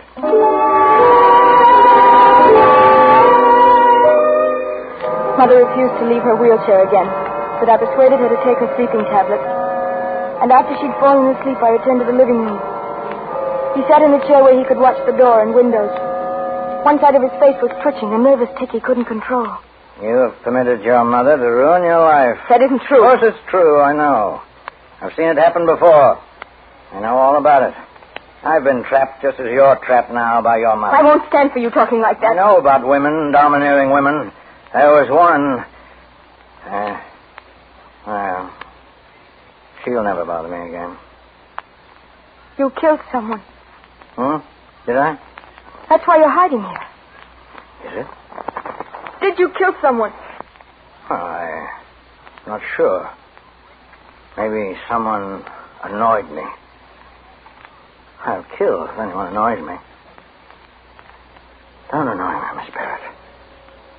Tell your mother not to annoy me.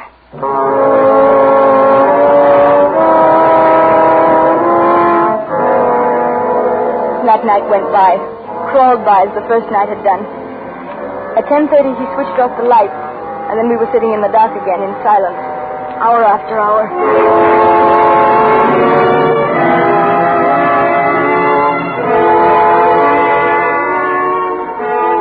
When morning came, I was wretched and haggard, but I knew I had to do as he said, leave the house again. I had no other choice.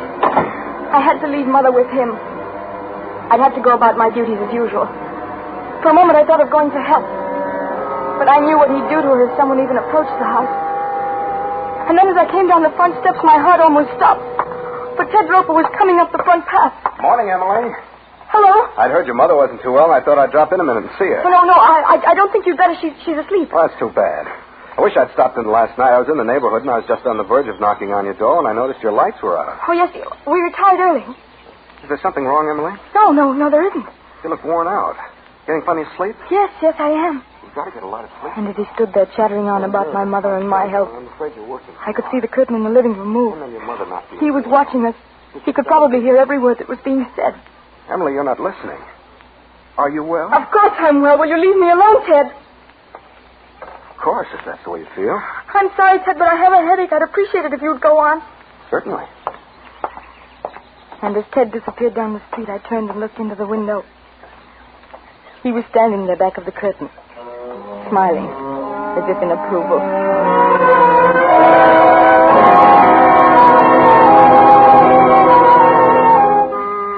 I don't know how I managed to get through that afternoon, but I did. And then I went home again, and they were there. When I'd seen that Mother was all right, I cooked dinner, and he tried to keep up a conversation. We had visitors today, didn't we, Mrs. Barrett? Milkman, mailman. No letters, however. Just a magazine. And we had an interesting talk, didn't we, Mrs. Barrett? About mothers and daughters, you know. I looked at Mother across the table. The panic in her eyes had given way to another emotion. One hard to name at first. And then I realized it was resignation. As though she were resigned to her fear. Her face was peaceful, strangely serene, and she looked more beautiful than I'd ever remembered seeing her.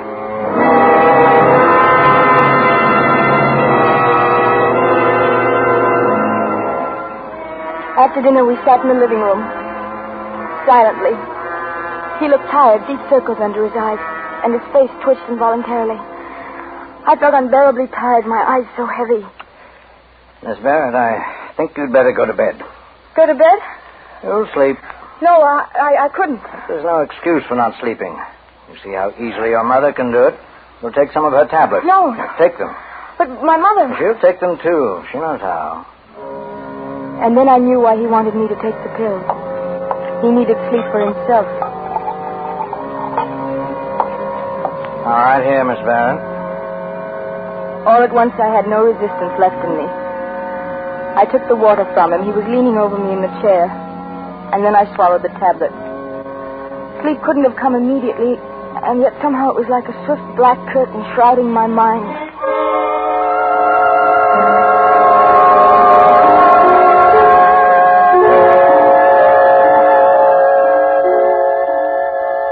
When I awoke, he was still asleep in the chair facing the door and the windows. But the moment I moved... Good morning. Where's my mother? In our room, of course. Mother was still sleeping in her wheelchair. But something was wrong. She looked so strange. Something was radically wrong. She was ill. My first impulse was to cry out, to run to him and plead with him to help me. But I knew that was useless. I turned around, knowing that I shouldn't leave her, and yet I was powerless to help her. It's late. I won't have time to make breakfast this morning. Yes, we seem to have overslept, didn't we? I'll have to go now. The key, please unlock the door. Mother's still sleeping. Please don't disturb her. That still depends on you, Miss Barrett. Have you forgotten?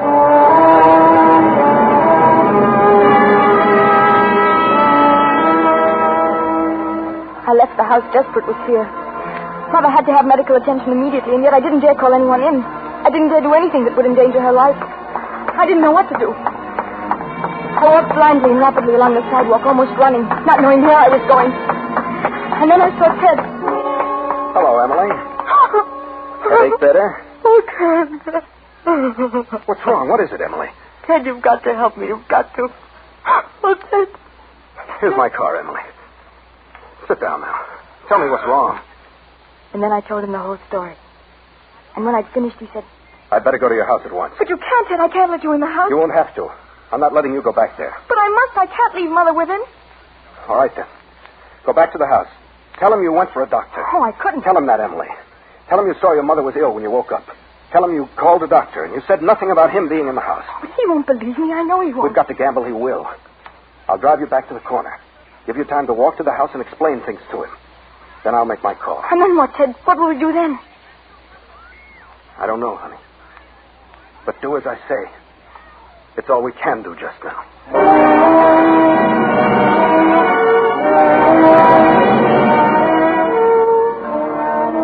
When I faced him again in the house, I knew I'd blundered.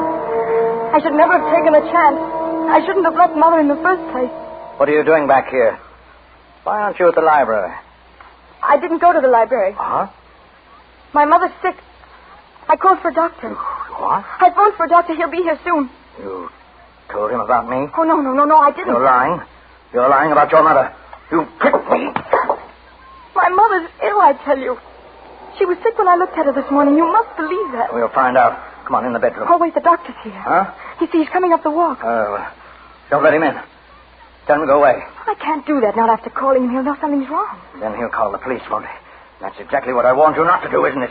My mother's sick. That's all that matters. All right. Let him in. I'll wheel your mother into the living room. I'll be behind the curtains. Keep that in mind. If you try any tricks, I'll kill her. No, I have your father's revolver, you know. I don't care what happens to me. I'll kill her first. No. Go on. Let him in. I'll be ready for him.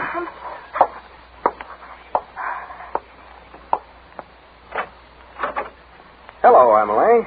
Hello, Doctor. I'm so glad you've come. Where's our patient? In the living room. Oh, let's look at her, shall we? Here she is, Doctor. She isn't breathing loudly now, but she was breathing so harshly when I left her. Well, let's just see. I stood against the wall while Ted bent over her. She was facing the curtains in the doorway. And behind those curtains, behind them, I scarcely breathed, praying Ted wouldn't do anything to arouse suspicions, praying against hope, and then... All right, you in there. You better give up. No, Ted, you can't. I won't.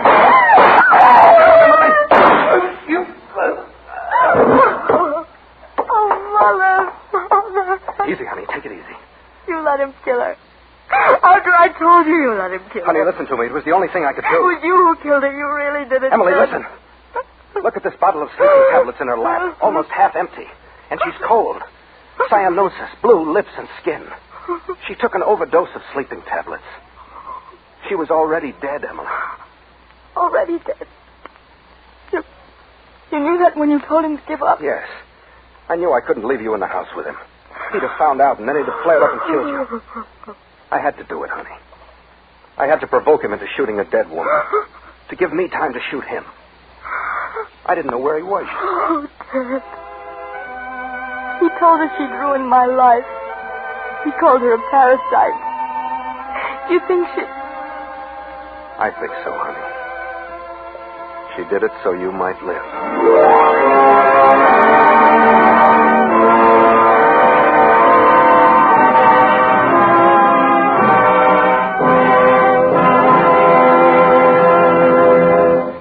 Roma Wines have brought you A Man in the House, starring Joan Loring as Emily and Joseph Kearns as the man, in tonight's study in Suspense. Before Miss Loring returns to the microphone, Ted Myers with a word for Roma Wines, the sponsor of Suspense. Warm weather and iced drinks just naturally go together. And as famed hostess Elsa Maxwell recently remarked, for a gay and colorful warm weather drink, I recommend Roma Wine and Soda, a delightful, frosty, cold thirst quencher that's as delicious as it is refreshing. Yes, and Roma Wine and Soda, made with distinguished Roma California Burgundy or Sauterne, is quick and easy to make. Half fill the tall glasses with good Roma Burgundy or Sauterne. Add ice cubes, sparkling water, and a bit of sugar. And for a decorative touch, garnish with cherries or fruit. And for a delightful aperitif, sip delicious Roma sweet vermouth, well chilled. Zestful, full-flavored Roma vermouth is blended and developed with all the traditional wine-making skill of Roma wineries. Is made and bottled in the heart of California's famous vineyards, yet surprisingly low-priced. Try Roma vermouth soon, won't you? This is Joan Loring with a message from our government. America's war production program calls for the retention of millions of war workers in their jobs until the Pacific War is won. Stay on the war job until released. Keep buying more and more war bonds and hold on to them. And keep supporting all home front activities and observing all wartime regulations. Price controls, rationing, volunteer service, and salvage drives. Thank you. Next Thursday, you will hear Lloyd Nolan as star of Suspense, radio's outstanding theater of thrills. Presented by Roma Wines, R-O-M-A. Made in California for enjoyment throughout the world.